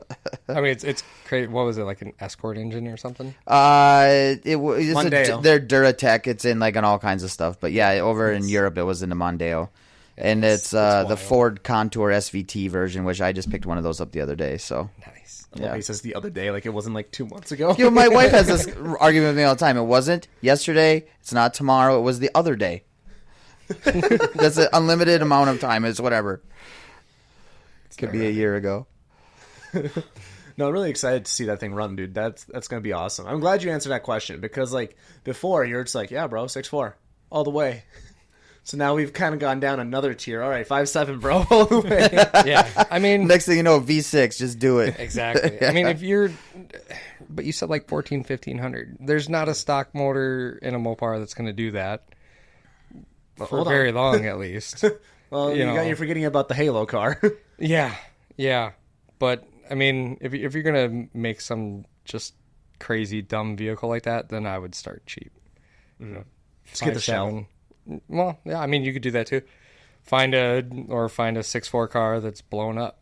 That's probably not hard to do. It's like finding a smacked up Hellcat. As unfortunate as that is. Yeah, just 6'4" with a bad engine or 5'7" with a bad motor or something. Because those 5.7s are tanks, man. I mean, they've been around for what, 25 years now? Yeah, 2003. Weren't they? I feel like they were making them before that, like in some other variation, or no? 03 was the first one. So 03, 04 was Rams, and then 05 plus was Cars. Crazy. So, How much power can you take a Hellcat up to before you got to start touching the inside? So pre-18, so like 15, 16, 17, 1,000 is pushing the limits. I mean, they'll do it, and they'll do it for a while, but it's a tank of bad gas away from a bad time. We've seen that happen too. I've had that bad time. 18 plus gets ARP rod bolts stock. So those bottom ends are a little bit stronger. If I remember correctly, they have a little bit different material piston as well. So they can do, 11, 12, but it's still just a matter of time. Just win. Is that wheel or? Yeah. Yep. Which is nuts, but. Yeah, all that to get destroyed by a 600 horsepower Civic, but hey. Yay, wait. Yeah, no, dude, I can't wait to go for a ride in one of those fast Civics. Like, I've been talking to Kyle Larkin. I'm like, you just let me know. Because I need to ride in one of those. I had to look up something the other day. So violent. They put concrete in the blocks of some of those. There's like around the cylinder wall, there's like a gap, like I don't know if it's a water jacket or what. Yeah, water but they'll jacket. like put epoxy or concrete in it sometimes. Some guys are talking about it in some automotive thing I was looking at, so I had to Google it and look it up. I'm like, sure as shit. They put like sand or sugar in there, then they put concrete in there to keep it stronger. Yep, yeah, it's pretty common. So that was really big back in the day with like the older blocks and stuff like that. Nowadays, even like with the Gen 3 Hemi, we'll do like what they call like a partial fill. You'll just fill the very bottom portion of the water jacket. And I mean, yeah, sure, you could use concrete, but they make actual block filler. Okay. It's the same. I mean, it looks the same. Still mix water with it. It hardens, but it's just to help the block stay together, so but blocks are made much stronger than they were back in the day, so it's not as prevalent. Don't have to use as much concrete. Right. I was about to reach out to Home Depot for a sponsorship, but Right. Hey, let me get that Quickcrete. Yeah. dude, I mean, is it Quickcrete? I think that's what they were using. When you're That'd done be with this, that'd be Google. some redneck stuff right Yeah. there. That'd be some Honda boy stuff. Yeah. Dude. All right, what's the most redneck engineering thing you guys have ever seen? Oh boy, it's gotta be. What's the name of that shop again? Just kidding. Yeah, let's not throw yourselves under the bus, though. I mean, we'll just say I have a vehicle that there is speaker wire and the house wiring twist things throughout the entire vehicle. That was built by a local shop. Won't say a name, won't even say the vehicle, but there's speaker wire. And actually, there's lamp cord in there too, wasn't there? I think so. Yeah. Oh, fun. Yeah. I like it. So this is probably the most redneck thing I've seen. No, it's not a home theater system they were installing though in the vehicle. No, No? it's Okay. actually part of the fuel system. Oh, perfect. Yeah, it was great. Yikes. Yeah. Yeah, well, it's not as bad as somebody drilling through their own harness. Oh my God, this story again. Oh, what? We gotta hear it. Yeah, well, I was young and dumb, and I like subs and stuff. I was a little gangster, and I was like 17 and bad as a motherfucker. Right. And so I was putting subs in a Fox body that I had, and I've used a drill bit before to get through that rubber surround around the main harness, Yeah. I'll just like poke a little hole and it gets you into the engine or the cab or whatever, and I went to go and it grabbed my drill bit and I went right through it was like 30 some wires. I went right dead center of it. That car sat for another decade before I finally fixed it. Oh yeah, 100%. I would cry at that point. I did cry. I was this close to having a car on the road. I drove it like once, brought it in to do the subs, and It's like I had a girlfriend in high school. Her older sister, same thing. Went to go Best Buy in Shakopee, which is no longer there. It's kind of sad. Hey, meh. But they drilled through the firewall into the back of the brake booster. ooh, Yeah, and that was funny. I thought it was funny. It wasn't funny for Best Buy or for her sister, but yeah, that was a thing. I have to ask, and you could tread carefully on this one. What are some misconceptions in the Mopar world that just infuriate you? Is there any? I don't know. There's a ranty side of you. I'm trying to see where it's trying at. to unlock it. I don't know how much I want to do over the internet. That's fair. That's fair. You know? That's fair. Just because a lot of my Safety first. experiences are not like what other people have done. True. And it's really weird. Like there's some things that I've done and that I continue to do that people are like, well, that doesn't work. It's like, I fucking done it and I do it and it works just fine. Or there's things that you see people doing. It's like, oh my God, I would never do that in a million years. And then it's like, well, you're just too picky. Like, well, okay.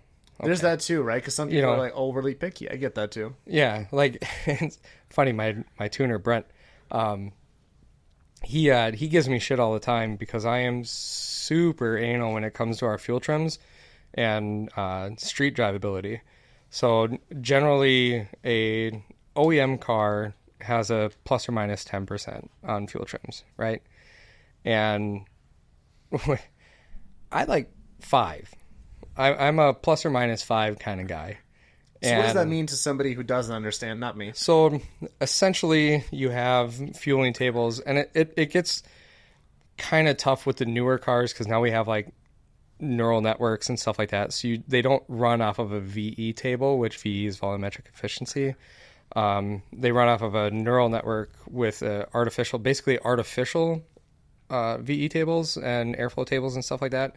So the computer itself is literally building fuel and airflow tables as it's running. There's no set table that it's going off of. So like if you plug into a newer Mopar that has neural network and you see the VE table, it looks like somebody that doesn't know how to tune made a VE table.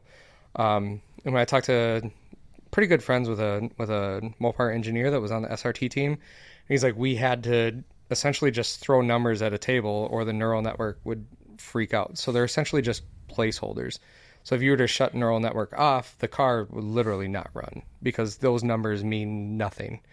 But anyway, so fuel trims basically is when we tell the computer, hey, this is what we want you to do for fuel.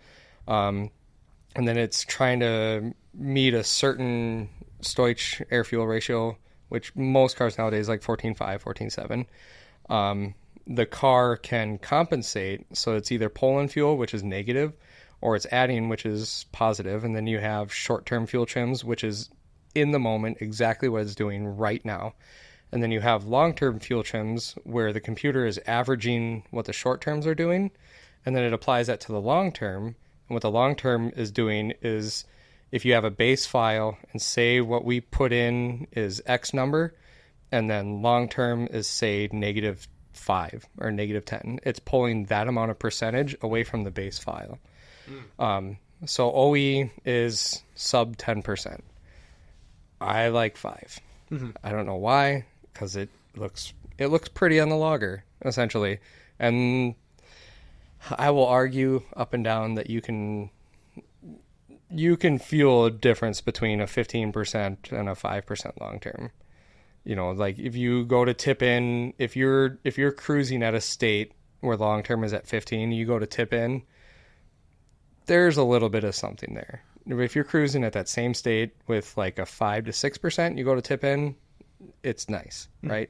So a lot of our cars, if you were to data log them, at idle, a lot of times we can get them 0 to 2 or 3% long term.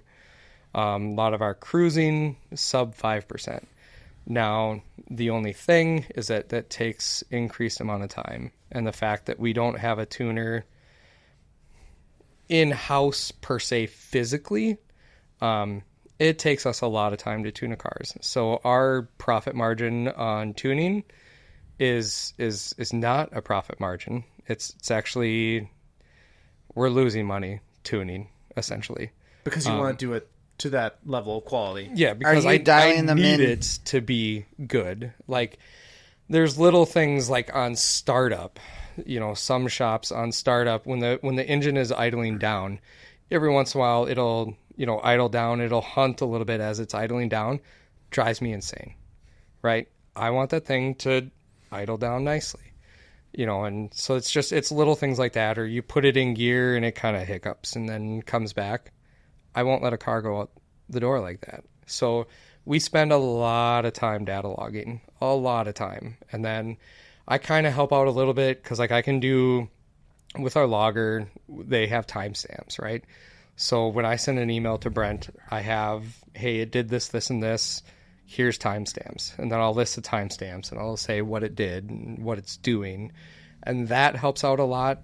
But, you know, at the same time, it's like, dude, let's just get this car done. I'm like, yeah, I know. And I'm getting better at it, you know, but that's a lot of reason why a lot of people come to us, because our cars drive arguably better than a lot of the competition, because we spend a ton of time on our tunes. But at the same time, from a business standpoint, it is hurting us. And I realize that, but what's the alternative? I have to have a nice driving car, because I wouldn't have the reputation that I do if our cars drove like somebody else's cars. So I almost said it there. But that's not gonna. Yeah, people I'm thinking of, or somebody else. We'll talk about it later. Yeah. Don't worry about it. So it's you know, and that's where it hurts us. But I refuse to let up on it. You know, there's some times where, you know, if it's a neural network car, you're basically messing with injector data to get fueling right. So you don't have as fine tuning abilities as if you were doing like a cam car where you can actually play with VE table. You can get super fine with VE tables. But with the neural network cars, with basic bolt-on stuff, you're messing with injector data. So there's spots in some of these cars that are going to be 10, 15%. And you can't fix that because it's at that millisecond, at that fuel flow rate, at that spot in time might not be right, but at a different RPM range under a different load, that injector is at that same point and it's spot on there. So you have to pick your battles. And so there's a lot to it. It seems like you know an awful lot about it. Is there no way for you to just like kind of course tune it and then reach out to him to fine tune or what? No. So you know what's going on and what needs to happen, but you have to get him to do it. Pretty much. Yeah. Yep. I've debated on us doing like your basic cold air intake long tube stuff, bigger throttle bodies, different injectors. Like I can scale inject, I can do that stuff, but I don't know it like the back of my hand like Brent does. So like a lot of these big cam cars, like for instance my truck, if you've heard it sounds like a big block when it's idling. It's nasty. It took 2 revisions and my long terms at idle are 0% right now, and it bounces between -1 and +2. 2 revisions. Wow. We hit the dyno on the 3rd revision. I went wide open revision 5. It's like there's no way in hell I could get my truck that close. And this is a completely different setup than what it was before. So the whole tune had to be rewritten. So it's like I've got too much shit going on in my brain that I don't want to learn it. Yeah. Do you foresee yourself, like, especially as you start to, like, this is a ways away, but as you get older, like, you want to step away from the physical work and more towards, like, the tuning side? Do you see that in your future or not really? I want to do this for another 10 years. Okay. And then I'm done. Okay. My body already can't handle it. Like, freaking, I can't even take a damn tire off of a truck. Because my back will be like, hey, guess what? You're going to the ground. So there's a lot of things that I can't do anymore, and it's mostly because I physically can't, because my back is just junk. I've had surgery on my back. I have no nerves in my lower back because of a couple of the surgeries. So like another 10 years is all I want to do. And I think in the next 10 years, the shop will be more than enough to be able to, all I have to do is just straight manage it and do the tuning portion and not have to work on anything at all. These guys will give me shit say I don't work on anything anyways, but I do, just not nearly as much as I used to. And like I said, a lot of it is if I were to work like these guys are working, there's no way I'd be able to walk on the weekends or come into work Monday. I'd have to have a cane. That's just that. Yeah. Just kind of the course of being the technician. You start off doing all the work, and then eventually you get older, and then you have to start handing off stuff. Where are you in this journey? I'm 26, so do as I told. Yeah, I just do just everything. Yeah, I'll do anything and everything. Build engines, take stuff apart, and all that. We'll check back in 10 years. He's going to be just in the same position as you. Pretty much. And it's kind of cool, too, because like the Euro side kind of, we're at a weird spot where we have a bunch of Euro cars. We're waiting on a lot of parts.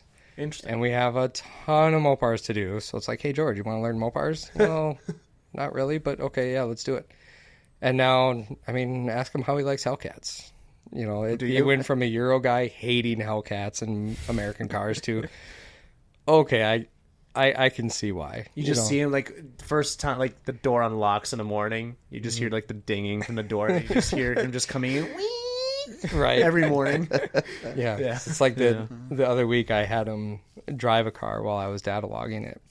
And it's like, you ever driven a car that makes 800 foot-pounds of torque at 2,000 RPMs? No? Like, okay, it's going to hit, and it's going to spin how do you do when a car starts spinning? Like, do you stay in it? Do you freak out? You know, it's like we were just going over this stuff because if you've ever been in an 800 plus foot-pound of torque Hellcat, it's gnarly. I mean, we're talking, it breaks the tires loose at 80, 90 miles an hour. And that'll kill somebody, you know, and I'm riding passenger seat. I'm not controlling it. So it's like, I want to know who's driving this car.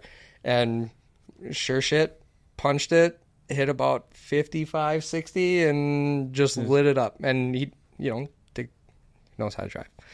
So, you know, and he's like, used to doing boost cars, or I mean, not boost, stupid, turbo cars. Yeah, where there's a weight to it, you know, not just you punch it and you're spinning. Yeah, exactly. You know, so he's like, okay, I get it. I like this. Like, especially a twin screw like that punches down way low. Yeah, like, it's it comes out screaming. Yeah. Yep. Well, it's like you and I drove like Mark's GT500, like, you know, made 1,000 to the wheels, and I have no idea how I hooked it. I literally floored it, you know, in second gear, like it was flooring it. Yeah. But I guess it depends on the car. The But traction management on that one's pretty good. I've tried to get mine squirrely in it. yeah, whereas like the first time I drove a Hellcat, like I just blipped the throttle. I'm like, oh, I'm sideways. Yeah. Like I just drove it around a neighborhood doing 30. I'm like, all right, I'm gonna blip this. Yep. Yeah, Yeah. they're so easy. Yeah, I think we were doing the data log. I was going like 25%, 50%. And I wanted to feel it out first. I don't want to just punch it and then throw myself into a ditch. Yeah. And I was like, all right, 50. All right, let's just do the 100. And it just whips out. But it's a different feeling than turbo cars. It's so different. It's crazy. Like it's gnarly. Like I don't know, man. And then like you had that weird like kind of pro charger in the middle, Yep. right? Yeah, I'm a huge fan of ProCharger, and I mean everybody's like, well, you don't have the down low torque. I'm like, yeah, it's easier on drivetrain parts. It's like I would rather rev a motor out than slam it with 900, 800 foot-pounds of torque right at the hit. Yeah. No, I'd rather ramp it in, but that's my person, you know. You know, it's you know, then you have the other things of IATs, intake air temps. Intake air temps are huge. Like on a blower car, like not a blower car, on like a PD blower car. I mean, you drive around all summer with 100-degree IAT temps. Unless you have an interchiller set up, you know, you're driving around higher than ambient. No car likes hot air. Whereas on a ProCharger car, for the most part, you're ambient to 10, 15 degrees over ambient. And you can do pole after pole after pole and not get hot. PD blower cars, depending on the setup, 1-2 poles, you're heat soaked. Got to let it cool down. So that's a big reason I like the Sentry blowers. It's just intake air temps, repeatability, And PD being root blowers. Yep, any kind of positive displacement blower. Yeah. So Yeah, that's fun. Yeah. That's really fun. No, because like I went for a ride with Caleb in the ZR1, even though like, you know, his belt was slipping a little bit. It was still off because it's been a while since I was like in a, you know, just like a root style kind of supercharger car, and yeah, you feel it. It's different. It's a different kind of fun. yeah, 100%. You know, nothing. I shouldn't say nothing beats it, but the feeling of a turbo, like the suspense waiting for something to light up like that, and then it starts pulling. You're like, oh fuck. Yeah. But when you're in a PD car and you punch it and it's right away, it's a whole nother feeling too. They have their applications, right? So like a twin screw is great for, or a PD blower is great for like road course, because you can come piling out of the corner pretty damn quick and get right back up to speed. Yeah. You know, if you're doing drags, stuff like that, we were down at Texas 2K, and some of those cars look like they're going slow as shit. They get halfway down a track, and all of a sudden they just freaking take off. Yeah. It's nuts. Like the Nth cars. Yeah. Dude, when they like... I was like, I thought these were fast, and then all of a sudden I'm like, whoa. Yeah, get the turbos spooling under them big boys. Yeah. Yeah. Yeah, but it's also kind of like where anti-lag kind of comes in, kind of makes up for that, you know, difference a little bit. Yep. Yeah, and how big of a difference? Like, I guess because like you're pretty much ready to go right away. When it's, I don't know. Yeah, that'd be all him. I don't do turbos. It just starts building some boost. It just minimizes the amount of time of that turbo lag. But do you think, I'm guessing like a supercharger would just still probably be better in that instant torque no matter what, right? Yeah. I mean, you don't really... I mean, like something like a Sentry blower, you could probably do some kind of anti-lag on it. Like the Jeep will get a 2-step, mostly just for being in the RPM range off the, and it kind of sounds cool. But I don't think it's not gonna build any more boost than what it would be normally. So. Yeah, did I take you for? No, I took him for a ride in my car. Like, because like you've never really brake boosted a car because like you've always been, you know. I mean, I have all of my turbo vehicles are diesel trucks, so the turbo lag on those is you're not gonna anti-lag out of that shit. It's like snail mail. I mean, I just got it lights up eventually, but she's fucking slow as shit right out the gate. Right. Yeah, but yeah, it was still fun to show him. Like, yeah, all right, this is what it's like when there's a little bit less lag. Like, yeah, I don't know. Especially when the turbo's the size of your fist or something. Yeah, exactly. They sound good though, those big ass turbos. Oh yeah. I had a 6.0 truck, sounded like a jet engine just sitting there idling. It was great. Yeah, Dude, those I are really want those a are truck. crazy. We're gonna have some diesel guys coming on here in the near future. Dude, you know what the best part about this is I have people like reaching out to me now, like, hey, you should have this guy on, and it's like 80% of the time it's credible because sometimes like, you know, it's like, all right, what are we gonna talk about? But sometimes it's like, dude, if somebody has like a 1,500 horse Cummins, that's gonna be a conversation, Right. Yeah. If that fucker kills a seagull every time you love it, I want to talk to you. Exactly. So, okay, I know, because, like, I warned Bryce about this. I'm like, this is going to be a long Mopar conversation, but how did you end up over at Minnesota Performance then? I mean, because, like, you said you started in February? Yep, February. Okay, and then you said it was a two-man shop before? Mm-hmm.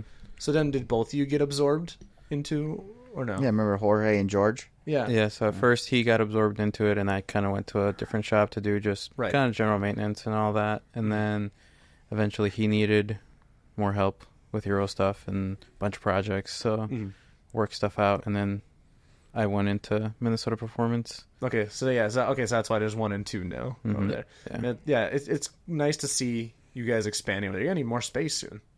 Yeah. I mean, we need space I already. think Well, you have really needs BMWs space. on all your lifts sitting there for 3 months. You're going to definitely need Yeah. more. Exactly. Right. Again, if it gets sent to the Bronx, what can you do about it? Right. Yeah. Yeah. That was crazy. The whole story. Like, how do you steal a $7,000 intake manifold?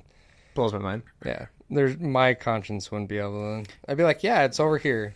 Did it go to Sucks, another but- shop? Did they at least know what the hell it was? Yeah, it's a taxi shop. What if they just threw it away or something? Yeah. It's just Oh, paperweight. no, that sucker got sold. Yeah. Probably dirt cheap too. I guarantee you it hit Facebook Marketplace next day. Oh yeah. They probably like open the box, Google, they're like, what the fuck? Oh. Right. Well, no, I guess the story was that shop ordered an intake like a year ago or some Interesting. weird Okay. shit. Yeah.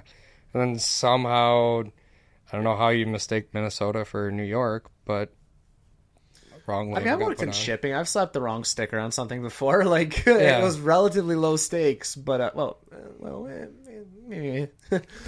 but it happens. It's not a $7,000 intake manifold. Yeah, that's pretty low volume. But Yeah. when I was shipping like 1,000 packages a day. Like, Right. I set the record. Don't worry about it. But What happened My with that job? FedEx Pip Boy said so.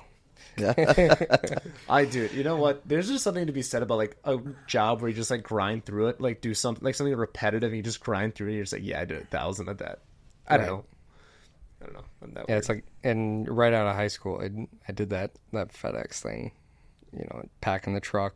Yeah. It's so damn repetitive. It is. There's just no way I could do that day in and day out. For me, it was a lot of twisting. Like I, take this big ass box, weigh it, put the whatever in the system, and then onto the left side, onto the pallet, and then Yeah. that for the entire day. Next. And if I was too good at my job, I helped. Dude, you know what's bad? Like when everybody else is like, "Can you please slow down? You're making us look good."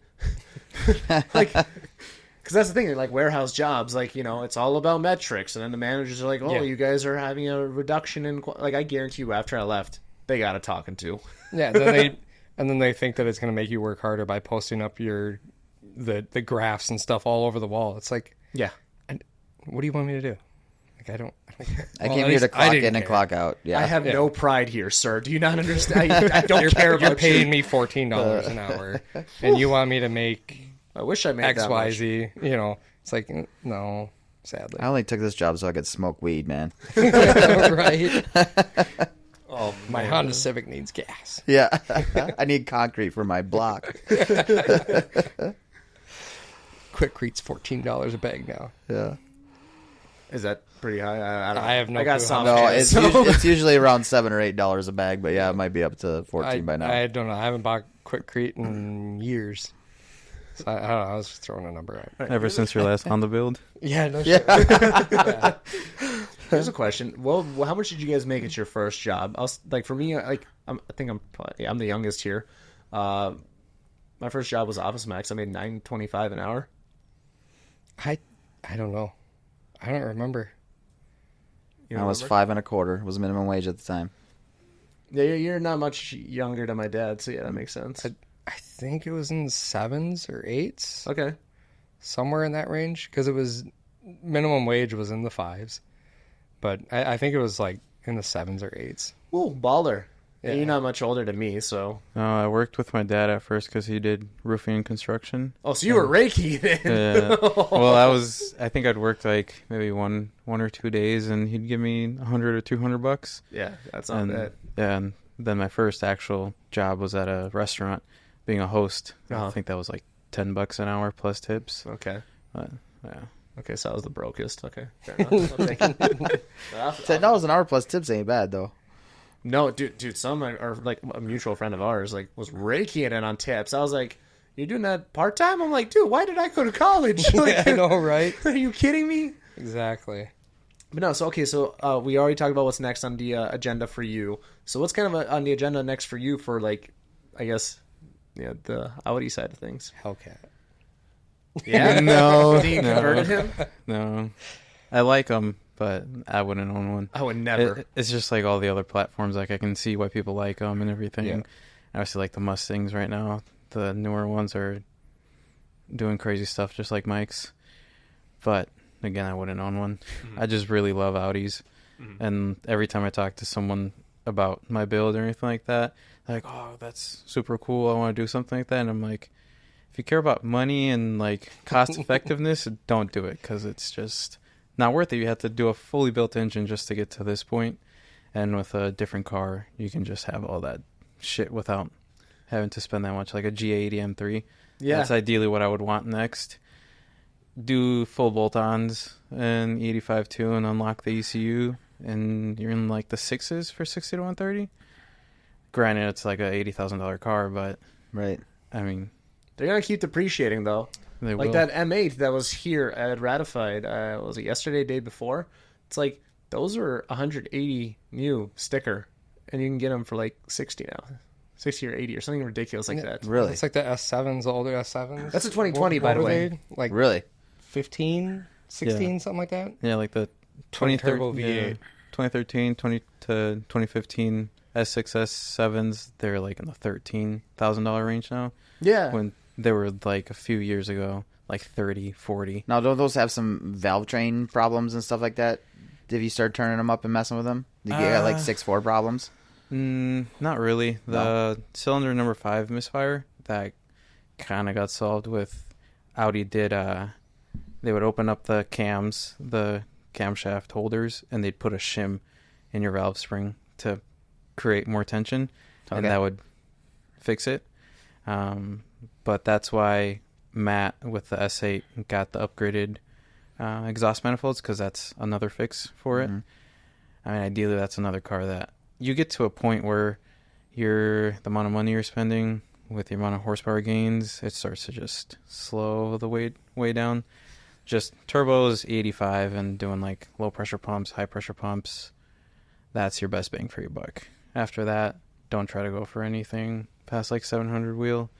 Your transmissions take a shit. You need upgraded clutches, and they have mechatronics issues. yeah, that's not cheap either. And they'll have very rarely timing chain issues, but some people are seeing that in the higher mileage stuff. Yeah, Intake manifolds are on the side of the engine. You have to drop the engine to replace those. They have little flaps inside that break because they're made out of plastic. Injectors, you have to drop the engine. It's just a bunch of Euro stuff. Change the belt, drop the engine. It's like all stuff like that. Like they made a S6 with a V10 back in 06, 08. Yeah. To replace the serpentine belt, you have to put it in service mode, remove the whole front carrier because there was no room. But it's just, you just have to like the car to do stuff like that. Yeah. Well, that's like that RS4, the red one. The R6? Yeah, the R6, it was like we're doing bigger turbos and a couple other things, and it's like 40, 50 horse. Yeah. Bigger turbos. Expensive. Yeah. But it's like 40, 50 horse. Jeez. Yeah. Yeah, you gotta like a car to do some of those things sometimes. Exactly. Yeah. It's definitely more of a passion for the car or something like that. Cause Like, who does that to a Jeep? Exactly. It's like, why wouldn't you just buy a Trackhawk? Exactly. Yeah. Because I'm broke, bitch. No. You've worked on a number of Trackhawks, though. Any fast ones yet? So the Trackhawk guys are watch my words carefully. Not a strange breed, but it's a strange group, right? Because they're gnarly, right? They're super cool. You throw a 285 upper, some FIC 1000s, tune, high 7, low 800, depending on what size upper you put on it, right? And for the most part, for most of them, that's plenty, So it's either a simple bolt-on, or it's like the guys with like Ripatune that have billet blocks and fully built twin turbo type stuff. So probably the highest Trackhawk was like 820s, I think we've done. At least locally. Yeah. Because they're really hard. For one, the Jeep itself is already stupid expensive. So you're talking anywhere from $1,100 to $1,400 a month for the payment, and then you want me to go and spend $10-20 grand to make a bunch of power on it again? You're doing what to the bank's car? Yeah, exactly. It's a good thing that my bank is really cool because they knew what I was doing to the Jeep. But no, it's I think it's just because the initial cost of them is just so much that it's hard to find somebody that wants to do that kind of stuff to them. And it's mostly the Jeep guys are like, I don't know if I want to put that kind of money into it. But you get like the Challenger Hellcat guys or the Charger guys are like, okay, yeah, here's my card. So but those have also been around a lot longer, and so they're not as expensive. So I think it's a different bracket of people. I don't know how to. It's weird. Like you get some cars that like that style of car. The people are like, yeah, let's go, let's party. And then the Trackhawks and the TRXs. It's really hard to find somebody that wants to modify $100,000 vehicle. Right, or on like the Euro front, right? If you think of like the X3Ms, right? Like I don't think anybody's really going for 1,000 horsepower builds on that. Whereas the sedan version, it's like, why not? Let's do it. We'll send it. Yeah, there are some X3Ms that are in the 9s, I think, which is full crazy. bolt-ons. Yeah, but it's way less than the alternative. Mm-hmm. Yeah, dude, these new ones are getting so much faster. Yeah, I think they've gotten like the G80s up to like 1,400 horse now. I think so. Yeah, dude. Yeah, one blew up at like 1,350 or something. Yeah. I posted it and it was like some guys were like, oh, that idiot, but it's like, dude, nobody's pushed this platform to that kind of numbers for it. Like, this is testing, right? You need to find out where stuff breaks so you know how far you can go. Yeah. So that's like that's kind of one of the harder things of the modification world is it's gonna blow up eventually. It's just you keep beating on it. These things aren't gonna hold together forever.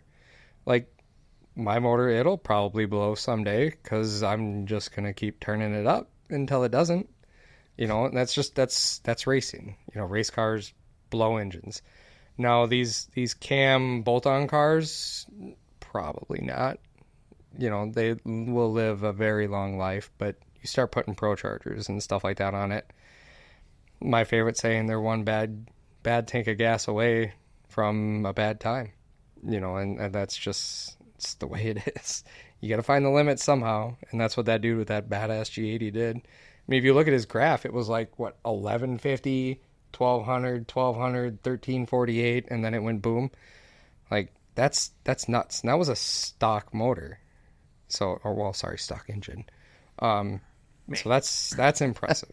I mean, someone's got to do it, to find out. Yeah, right. I'm gonna sit back and wait for a minute and we'll see who blows their shit up at what number, and then we'll go just below that. Yeah, exactly. So it's like we know somewhere north of 1320 is a failure point for a G80. So all these 900 to 1,000 horse guys can rest easy. For now. For now, yeah. They haven't been out long enough for us to know that, hey, this thing can sit at that level for a long time and be happy. Like mid 800 horse Hellcat, I'd beat the piss out of it daily and it would live for a long life.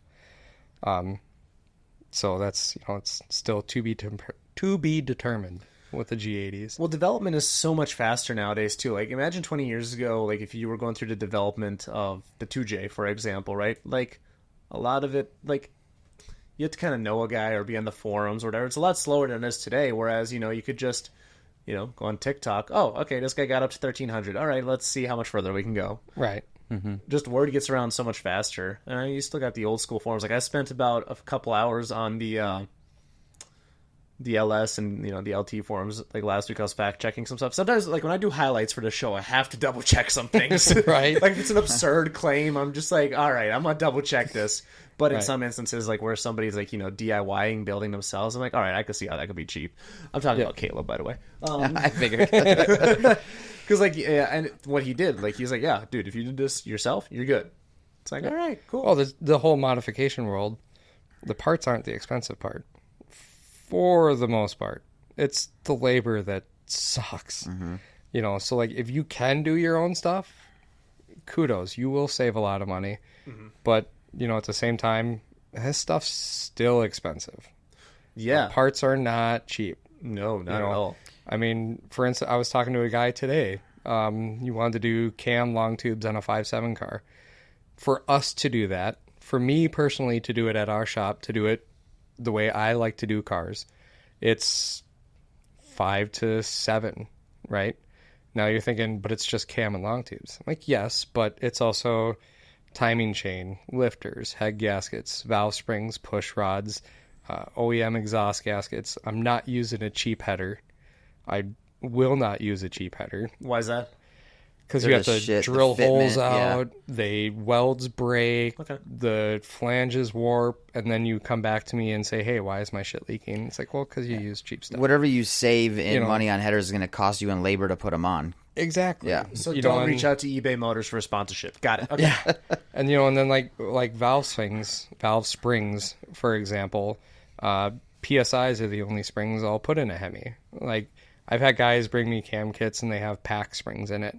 Now I'm not saying packs are bad springs. I'm saying I will never put one in a Hemi because they break. Don't know what it is, if it's the ramp rates on the Hemi cams or what, but they break in Hemis. Cam springs, not saying they're bad springs. I won't put one in a Hemi because they break. I've seen, since doing this since 06, I've seen 1 or 2 PSI spring break. I've seen hundreds of packs and comps break.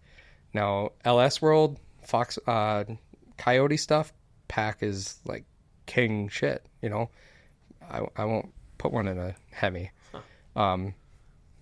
Squirrel, sidetrack. Header pricing. When I was talking to him about header pricing, the certain header that we used to be able to get for like $1,100. Now they're $15. Cooks you used to be able to get for $15. Now they're $25. So it's like, even as a shop, we're like, this is starting to get crazy on some of these prices. The bang for buck is just not there. Exactly. As much as it was. And the amount of money that we can make off of some stuff, we can't make off of the stuff anymore, because if we tried to make that margin, we're going to market ourselves out. Because there are other competitors in the area that, yes, are cheaper, but their overhead is not what our overhead is. And now, as a customer, is that their problem? No. And I understand that. But for me to make the margins that I need to make at our shop, we need to be a little bit more expensive. But you got to match it with quality, which you guys do. Exactly. So I believe that our quality matches what we charge. Mm-hmm. It's not like we're charging a ton and then giving you some shit product, because we're not. We stand behind everything, but we are probably one of the more expensive Hemi shops in the area. Is there anybody else in the area? So there's 2 other shops in Minnesota that I would send you to. Okay. Right? There's I think I know one of them. Holmberg, who's in Fridley. Okay. They use Tim Barth for tuning, which both Tim Holmberg and Tim Barth are phenomenal in the Hemi. I mean, they're so well known in the Hemi world, so you can't go wrong with Holmberg. And then down in Wells, Minnesota, there's Nathan Hander and his brother. I think it's like Hander Motorsports or something like that. Or Hander built. I forget, but they're down in Wells. It's Nathan Hander. Nobody's going down to Wells. Super good dude, So like the southern part of the state, like go to Hander. You're in amazing hands. We unlock his PCMs, and it's funny. Some of his customers have like rivalries with some of our customers, and it's like, you guys know that we're good friends, right? So it's like, you can talk all the shit you want, but we're good friends. So that's kind of, those would be, those 2 and us are the only Hemi shops that I would tell you to bring a car to. It goes back to that collaboration thing we talked about earlier. Like a lot of the shops, they work together. Exactly. You help each other out. So, I mean, it helps that we're the only company or only shop in really the Midwest that can unlock Mopar PCMs.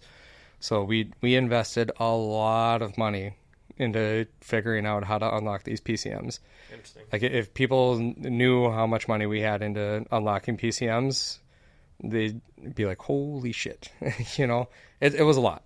And we're the only ones in the Midwest that can do it. The next closest place would be Satara down in Illinois. So yeah, I mean, we unlock for a few different shops in the area. And we get PCMs mailed in almost every other day. I mean, we just started that like 2 months ago or something like that. So I haven't really advertised it across the forums too much yet. This will find its way. Yeah, exactly. And we're just charging what everybody else charges, $250 plus shipping to unlock it. And in the grand scheme of things, it's about 100th what it costs to be able to start unlocking these. Well, what's that? Like, how do you go about that process? I've always wondered that. Do you have to hire in some kind of like software engineer to sit there? No. So there's a ton of different softwares and hardware on the market that can do it. I want to say I shouldn't say a ton. There's like 3 or 4. Short of like HP tuners or Diablo themselves that can obviously do it. But the software that we have is really good, and it does other makes and models as well. I'm not going to say what software it is. Yeah. But it'll do a couple other makes and models. So we're working on being able to unlock GM stuff. So everybody gives the Dodge guys crap because we have locked PCM. It's like, well, hey, guess what? GM does too. Yeah, and Ford's now the 2024s are locked. Exactly. Yeah, you can't get into them, and we're working on that. So, boy, I lost track where I was at. Oh, what it takes to get them unlocked. You had software you invested in. So essentially the halves of the PCM are glued together, right? So we have to get a heat gun, and on low, we're not frying your PCMs. On low, we have to warm the glue up to be able to separate the PCM, right? And then there's certain spots on the circuit board that we have to get to, and then we do our thing, and then we seal your PCM up, put a nice MNP sticker on the back of it, and ship it back to you. And then you have an unlocked PCM. A lot of unlocked companies will get a P1400 code, which I think is hilarious that Dodge FCA knocked it out of the park with this code, right? Literally says aftermarket calibration detected, warranty void. It's like the most subtle, smart-ass code ever, right? Nice try, asshole. Exactly. So it's like, and it's a hard code. You can't shut it off. You can shut the check engine light, but you can't shut it off physically. It's always going to be there. And when it sets that code in the PCM, it also sets it in the BCM and a couple other modules. So even these guys that think, well, I'll just get another PCM before I bring it in. It's like, okay, Well, your BCM also keeps track of how many PCMs are flashed to the vehicle, and it also keeps track of how many times the vehicle's been flashed. So you bring a car to a dealership, and the dealership, Mother Mopar, doesn't have any records of this vehicle being flashed 17 freaking times. They're going to be like, well, no, dude, you're warranty void, unless you know the dealer. But for somehow our coding unlocks the PCMs, we're not throwing the code on some of these cars. Some cars will immediately throw it as soon as you put it in, turn the key, check engine light, P1400. Other cars, it doesn't even pop up in the background. It's not traceable. It's really strange. Like my Ram truck, I have no codes, and my PCM's unlocked. Well, you got codes now. You just gave it to the internet. But... Right. Yeah. Warranty void. Yeah, and it's certain Hellcats, not a single code to be found. Huh. You plug into it with the YTech from the dealer, doesn't say a damn thing. I think it's just somebody who was working on a Tuesday at lunch. He's like, I'm just going to Right, it's like the coding in certain PCMs is different or something, because, we're literally changing the coding in the PCM to unlock it. Damn interns. Yeah, but it's like some PCMs will show it, but most of them that we've done don't show it at all. So I think that's pretty cool. Whereas like if you get them done by like HP tuners or Diablo, those will show P1400 codes. Huh. So yeah, I don't know. It's neat. It's kind of nerdy. No, yeah, a lot more nerdy stuff from you than the last time you were on. It's kind of cool. It's fun watching you grow. The progression. Yeah, yeah.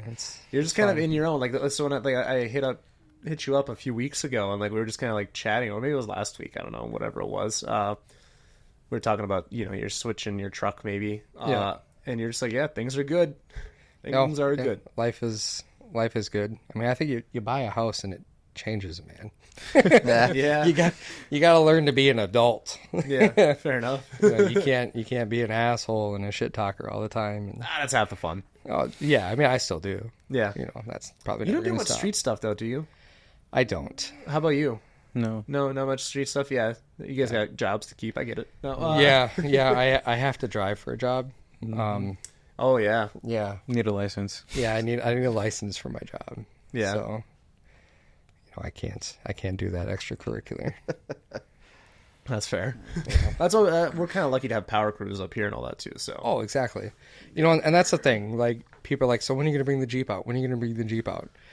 Quite frankly, I don't think it'll see the streets. It would take probably 500 minimum, guaranteed. You have the cash. Show me the cash. I'd bring the Jeep out. But other than that, I don't think it's going to hit the streets. I really don't. It's not really worth your time. It's not. It's keep that thing. Get that thing ready for power crews too. So loud. It's so violent. It attracts so much attention. For one, my neighbors are pretty elderly, and the dude freaking snow blows my driveway because he's like, well, I noticed you work a lot. I don't see your vehicle in the driveway a lot, so I figured the last thing you want to do after a 12, 14-hour day is shovel your driveway. So I shoveled my driveway once this year, and that was a sweetheart. And that was just like twice. This was up by the garage, and that's all I had to do. And the only reason why is because I needed to get in my garage. Mm-hmm. But for the most part, every single time it snowed, I get the notification on the Ring camera, dude's freaking plowing my driveway. I'm like, hell yeah. So the last thing I want to do is fire that thing up at 10 o'clock at night to go to Mexico. So, yeah. And that's the reason why it would take a $500 minimum bet for me to bring it out, because I'm going to it's going to sit in my trailer, essentially.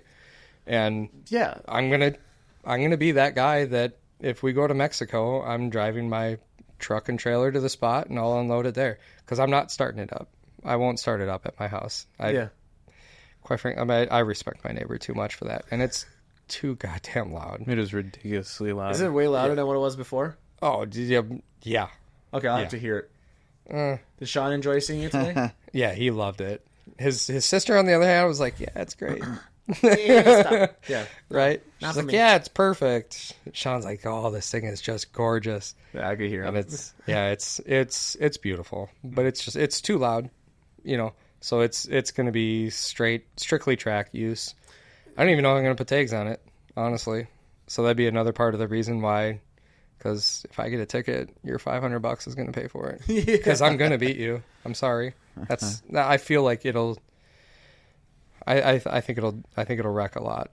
Yeah. I'm excited for that too. And it's like we're kind of spoiled here with Power Cruise. Yep. Because No Lambos though.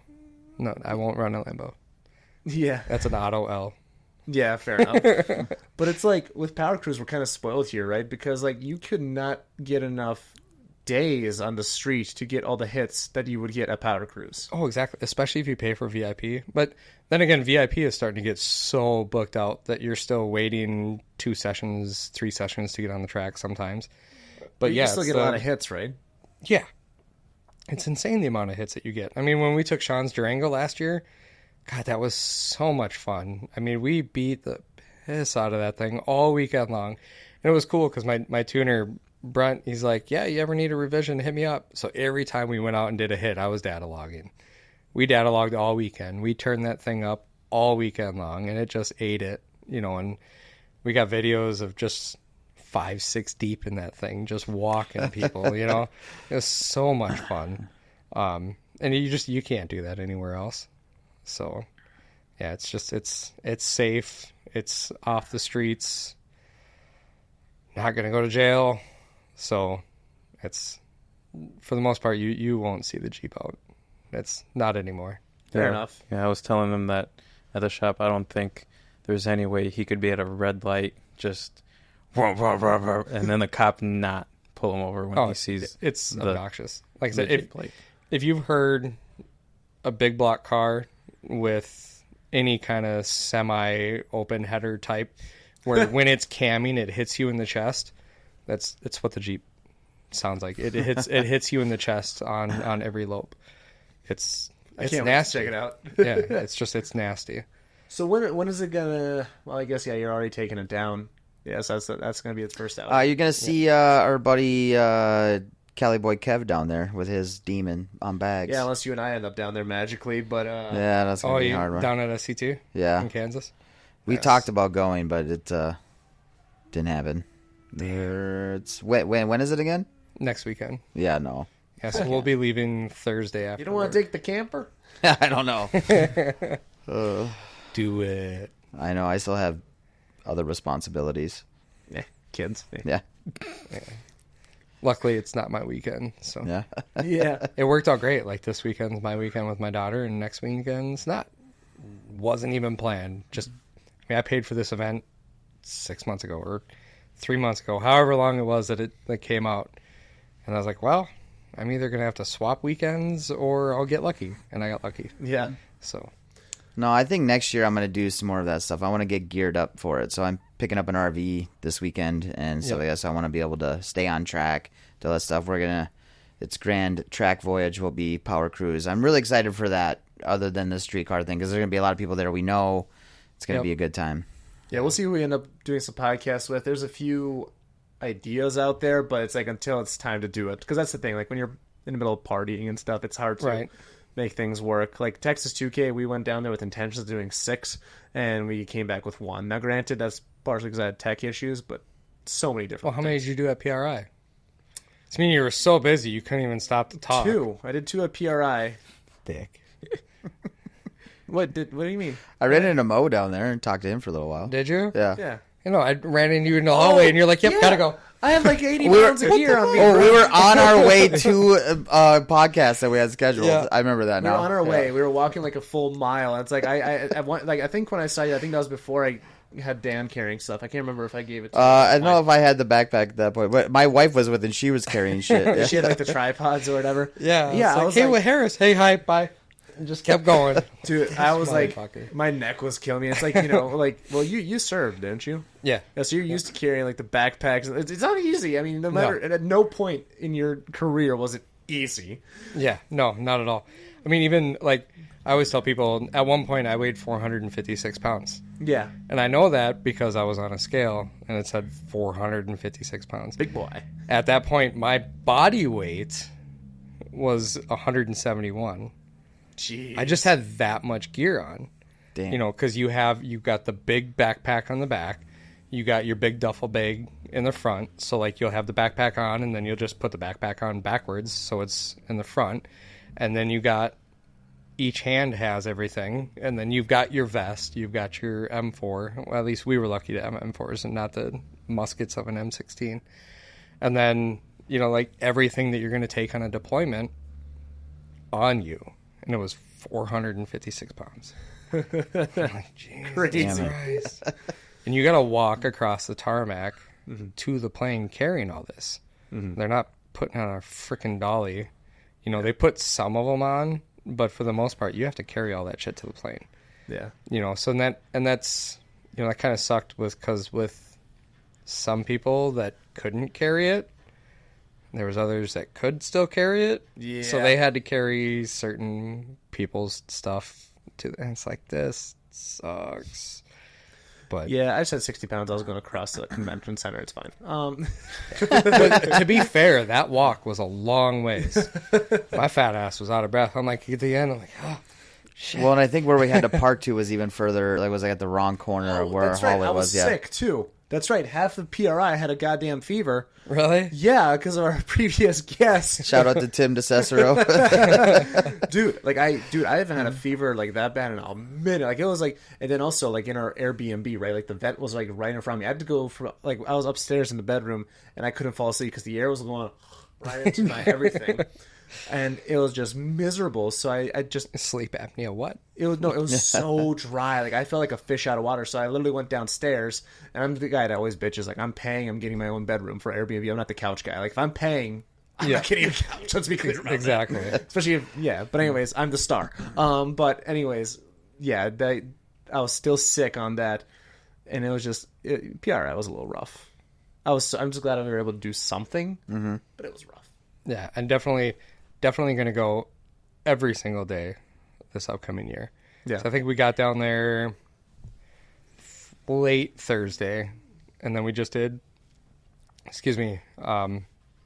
like partial day Friday, and then Saturday, and you can't see everything. No. It's insane the amount of things that are at that show. Especially if you try to get technical with it. Yeah. If you're just glancing, you could probably get through everything. But Well, if you're there to the day that when it starts on like a Thursday, right? yeah. Yep. Yeah, so if you're there Thursday morning, it's a weekday. A lot of people, shops and stuff aren't coming down till Friday or the weekend. Exactly. That's right? what I want to do. Yeah, Thursday was great. It was kind of low key. You know, we were able to go anywhere we wanted. It wasn't people everywhere. Yeah. Yeah. Saturday sucked. Yeah.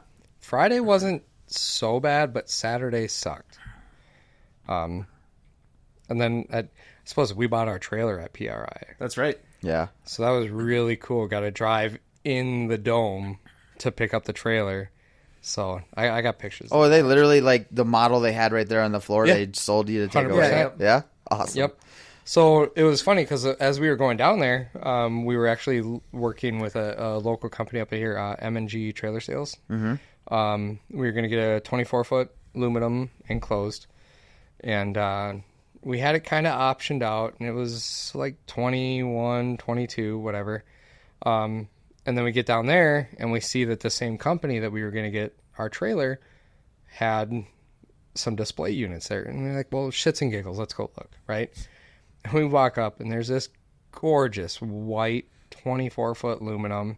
The walls are done, the floor's done, ceiling's done. It's got 8 LED lights on the inside. It's got 4 LED lights on the outside. It's got like a little spoiler over the back where the LED lights are. It's a spread axle, and then it has nice little, like, the outside of the trailer looks bigger because it comes down to like the center of the axle of the trailer tires. Yep. And then it's got the big access door on the driver's side. And we're like, So it has the escape hatch door so you can get Yep. the car doors open? Yep. See, It's got the I got one removable almost fender. just like it, but I don't have that one thing, and it's a pain in the ass. it's a must because I'm Yeah. fat. I'm not climbing through a door. I make Like, my no 13-year-old effing way. daughter do it. Yeah. My daughter is a pro at unloading and loading cars out of a trailer. She's 13 years old. Yeah, because I can't do it. that was one of our musts. It's like, because the cars that we tow, I'm not going to show up to some dude's house, pick up a Hellcat, and then step on his seat, sit on his door to get out of the freaking car. Yeah. You know, and even though Sean and I are extremely good friends, there's no way in hell he'd let me do that with his 1M. You know, well, he might. But It's Sean. Yeah. But I'm not going to do it. For one, I don't have the body for it. I'm fat. Whatever. Some people make this. You're fat, can't performance because you're fat. It's like, fuck You just you, reminded me of Austin Powers. You, wee man, get in my belly. right? Exactly. You know, some days I feel like that. So it had to have that. You know, and it was sitting there. It had a pull-out step on the side. Like, beautiful trailer. They had it listed. Sticker, and they had like it's kind of cool. We got like this little cardboard plaque that they had on a tripod outside the trailer. It was like $26,000, and then they had a show special, a lot less than that. Yeah, I don't want to haul this home special. Exactly. So we were talking to him. We're like, dude, we are buying this exact trailer, but it's up north. The walls aren't finished. Doesn't have finished ceiling. Doesn't have the nice floor. And then we showed him, you know, the approval letter and everything. He's like, man, give me $1,000 and you take this thing home. We'll finish the financing, you know, later this week. Oh, wow. Huh. So That's cool. Yeah, we gave him $1,000 and we drove away with a trailer. No purchase contract, nothing. Like, dude is the most trusting guy in the world. Like, we could have not paid this guy. I'm assuming you didn't have the title yet. Yeah, but we didn't have a title. You know, so that's probably where dude's like, well, I mean, he took a picture of my dad and mine, or mine and my dad's IDs, so you know he knew where we lived. But at the same time, it's like, yeah, good luck finding a trailer after their place was in Kentucky. Oh yeah. You know, so that was super, super, super cool. So I mean, the one thing that did suck is I took my half ton down there. At the time, I just had the half ton. Power, stopping, squatting was not an issue with that truck at all because I had bags in it. I had upgraded springs to tow things because I tow all the time. It was the stability at speed with that big of a trailer that became an issue. 60 miles an hour and below, no problem. One hand on the steering wheel, not worried a bit. Start getting that 65, 70 range, the trailer wants to move, the trailer is moving. Yep. It doesn't care. It's like, I'm bigger than you. I only weigh 2,500 pounds, but I'm bigger. I want to go this way, so the truck's going to go this way too. So that was kind of an eye-opener. You have a weight distribution hitch now? No, I have a 2017 3/4 ton. Okay. So even the when truck goes where the truck goes, and the trailer is like, okay, I'm here for a ride. If you're still towing heavy, it still can be. So I have a 3/4 ton Super Duty, and my 28 foot will get squarely. I mean, if I have it loaded heavy, right? It's still weird, but the weight distribution hitch takes it all away. See, and I've heard that, but I still have yet to run into that yet. I mean, I've had like Trackhawks and stuff in there. Yep. 70, 75, one hand. Trailer goes where the truck goes. You know, I mean, you get a strong enough gust of wind, you might move a little bit. But I haven't had a problem with it yet. You know, probably the heaviest load was... Well, I hauled a heavy load. And it kind of moved a little bit. Yeah. But, yeah, I haven't had a need to do that hitch yet. I'm looking forward to the day. Yeah. You know, maybe on the way down to Kansas, it might make me do it because, you know, I'm going to have generator, jack stands. He'd be driving through Kansas, a little windy. 30 gallons worth of fuel, toolbox, the Jeep, second set of tires. You know, it'll be a lot. You know, 3 guys and all their gear and stuff like that. Not that weighs a lot, but, you know, that'll probably be the heaviest load and the longest. Longest and heaviest load. I like it. Right? Exactly. That's what she said. I this whole episode, I've just been counting all like that. Oh, missed chance. Right. I had to take one eventually. Hey, you gotta take it when you can get it. Yeah. You know, so it's, yeah, I don't know. Well, if you can avoid it, it's a truck. $500 or $600 deal. So yeah, you don't want to do that. Yeah. Yeah. It's, I don't know. And that aluminum, it's so beautiful. It pulls like a dream. Oh, so many little hobbies and dreams. Every time people come on this podcast, I'm like, I want that too. Yeah. Yeah. You want the debt too? That's the sucky part. Trade of it. you. Yeah, I'm trying to decide how I can pull my 28 foot is there we go. 3,500 pounds dry, like curb weight. Yeah. And then I put my 4,200 pound GT500 in it, and then try and hook it behind my RV, which the tow rating is 7,500 pounds and a hitch tongue weight of 750 pounds. I'm like, it puts me like right at the limit of where I should be, and I'm like, I think I need a smaller trailer, but I don't want to. Just back the GT500. That's what I was thinking. Or put it in backwards so the engine's like over the rear, like on the ass end of the trailer. Because, I mean, how big is the RV? 32 foot. I mean, theoretically, that thing's not going to give it two shits where that car is at in the trailer. Yeah. You know, I'm just trying. My most of my concern is back. is the tongue weight, right? Because I don't want to bend the RV in half. Because where the axle is and where the ass end of the camper is quite a friggin' range, right? Right, exactly. Yeah, they say if you can't put the slide out or your door opens all weird, you might have put a little bit too heavy load back there. Yeah, I think I would definitely probably back heavy it. And then Yeah, that was my intent. Watch the Or rear just axle get an tires. open deck trailer at this point. I have an open deck trailer. I have like 14 trailers. It's kind of gross. Fair enough. But I use them for work too. So like I have the fortunate to I can Later write it off on the business deal. And once you go in close, you don't go back. I know. Well, that's like I got a really nice car and I don't want to put it on an open trailer. Plus, I want to take some RV in the summer. extra wheels, all that kind of shit. Exactly. You know? Yeah. Yep. Yeah. And that's kind of the reason why we got one is because just the caliber of cars that we pull on our open trailer. You get some guys in the wintertime be like, Well, it's different for you. Yeah. It's like, fine, we'll get a fucking enclosed. Yeah. And It then makes sense. now it's like, oh, you got an enclosed? Yeah, here's $250. Sure. You know, Yeah. but Congratulations, by the way. You smoked the 2-hour limit. Not Did limits, we? but yeah, you smoked 2 hours. Yeah. Dude, time flies in this little space warp. yeah, here. when you're having fun. Yeah. Yeah, you're always like hesitant to come on. And then you're just like, I fucking had a blast, dude. Right? I mean, the biggest thing is I don't know. It's just large amounts of people I'm not really good with. Oh, we only have like 3 listeners. I know, right? So it's not- you know, Yeah, it's Yeah. not like close to 10,000 now. you know, it's just like you're just talking among friends right Yep. now. You know, it's Oh, like you think I'm your friend? Oh, wait till you see the it's highlight. better, dude. It's okay. I've only deleted one episode ever. Really? Oh, yeah. That's a Chevy guy.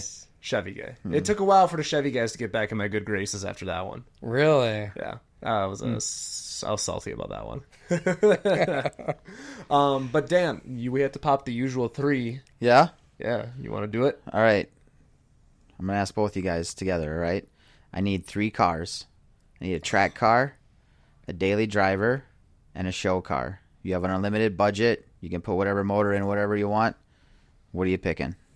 I'm gonna make the world mad. Yeah? Yeah, go for it. Let's see. You can go first. Oh, okay. Putting him on the spot. Okay. Show car, 1988 BMW M3 Which gen is that? E30. Yeah. Okay. Mm-hmm. Oh, yeah. Okay. I'm on. Okay. I agree. E30 FTW. Well, I'll have to debate the engine swap I'd put in there, but that's my dream Okay. car. Daily, 992 Porsche 911 Turbo S. Just because it's just me and the wife. Yeah. Don't know if we'll have kids, so don't need the extra space. Track car. I'll stick with a B5 S4.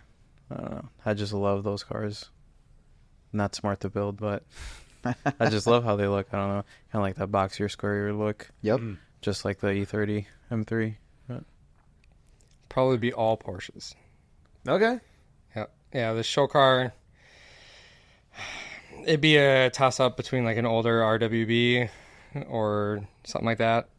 And then track car would be GT3 RS because they're gorgeous. And I rented one when I lived in Germany for the Nürburgring because you can do that. It's wild. What Really? did that cost? Well, when you split it between 5 people, it's not bad. The fact they let you do that is astounding. Continue. Right? Yeah. And then the daily driver, I Well, you didn't say the cost. Hold on. Screw the daily driver. How much did it cost to rent between 5 people? I think we had like $200-300 each into it. Wow. Did they just let you rip it on the ring? Yeah, I mean it's literally there's places there that you can rent cars that are just set up to go to the ring. Crazy. So you got like the GT3s, you got Renaults. There's some I think I'm gonna totally botch it, but I think it's called Seat or whatever. They have some of those set up, and then just like some basic Porsches, and you have enough money, you can rent whatever you want. So you've driven a GT3 RS around the Nürburgring? Yeah, not very fast, but yeah. Fuck, man, that's like bucket list shit though. Because they awesome. send somebody with you. Yeah. So you're it's not like they be like, here you go have fun. Still though, like that's a pretty freaking cool thing. Drive it though, right? Right. Like, Yeah. Pretty hard. Yeah. Is there a speed limiter? I didn't drive it very hard because I can't afford that car. That's fair enough. Especially being in the Army at that What are point you in gonna time. do? You're just gonna leave the country at some point. Yeah. Right? Yeah. Get this debt, motherfucker. No, I mean, I've got like 43 laps around the track. And then we drove Hockenheim, and then almost did Spa, but by the time we got to Spa, it was raining. Okay. But, yeah, squirrel. Daily driver would be... I'm on a Macan kick. I want a Macan GTS Turbo so bad. Mm-hmm. Like a 2018, the darker blue that they came out with. I mean, I love the cars enough, but not enough to know what paint colors are. But it'd be a dark blue or a white Macan GTS Turbo for a daily. Becky spec, I like it. Yeah, love those things. Absolutely love them. And I will buy one next couple of years. Awesome. But Should have just not built a Jeep and... I know, if I didn't build a Jeep, I could afford one. On that. Yeah. Well, sweet, man. Well, it was awesome to have you back on. Almost 80 episodes later. How about that? That's crazy. Right? I mean, that's got to say something for you, too. Like how you can continuously get pretty high caliber amount of people to... I love how this is like a self-compliment for you. Yeah, right? He's like, yeah. I mean, as soon as I said that, I'm like, shit, I'm sucking my own pee here for a second. Take that one out, But no, it's like, literally, I texted him at midnight yesterday because I was like throwing around, like, all right, who can I have on? Like, and dude, like, sometimes I plan things out for months in advance. Other times it's like night before because I have like an ongoing list, in my head. So, but nonetheless, thank you so much for coming back on. Thank you. It was nice to meet you as well. Sure. So, where can people find you? Mostly Facebook, Instagram, literally my name. Minnesota Performance. Yeah, or Minnesota Performance for either one of us. I don't know. Do you have a special Instagram or anything? My Instagram is Reiform, REIFORM. That's just for my car, mainly stuff. But yeah, you can probably find me at Minnesota Performance. Okay. Anytime from 7 to 3. Yeah, I'll be there. It's insane. There's no way you're getting me up that early. Sorry. Yeah. And then Dan? You can find us at Gunna Garage. Going to be some, hopefully some racetrack content coming up here sometime soon. With 2 N's. And as for me, you guys know where you're at this point. I guess the only thing I could check out Razorhood, check out Lunatech, get yourself some detailing spray, 15% off carbon monoxide. Best stuff. It is really good. I'm actually going to have some further meetings with them here soon, so we'll see how that goes. But I might have a bottle for you guys. I'll check my inventory. Don't get excited. I give a lot of that shit away. He makes a lot of false promises. We'll get don't that worry. extra 10th at the track next weekend. Right? Yeah. But yeah, other than that, thank you guys for coming on. Dan, thanks for existing, and we'll see y'all next time. For sure. Sounds good.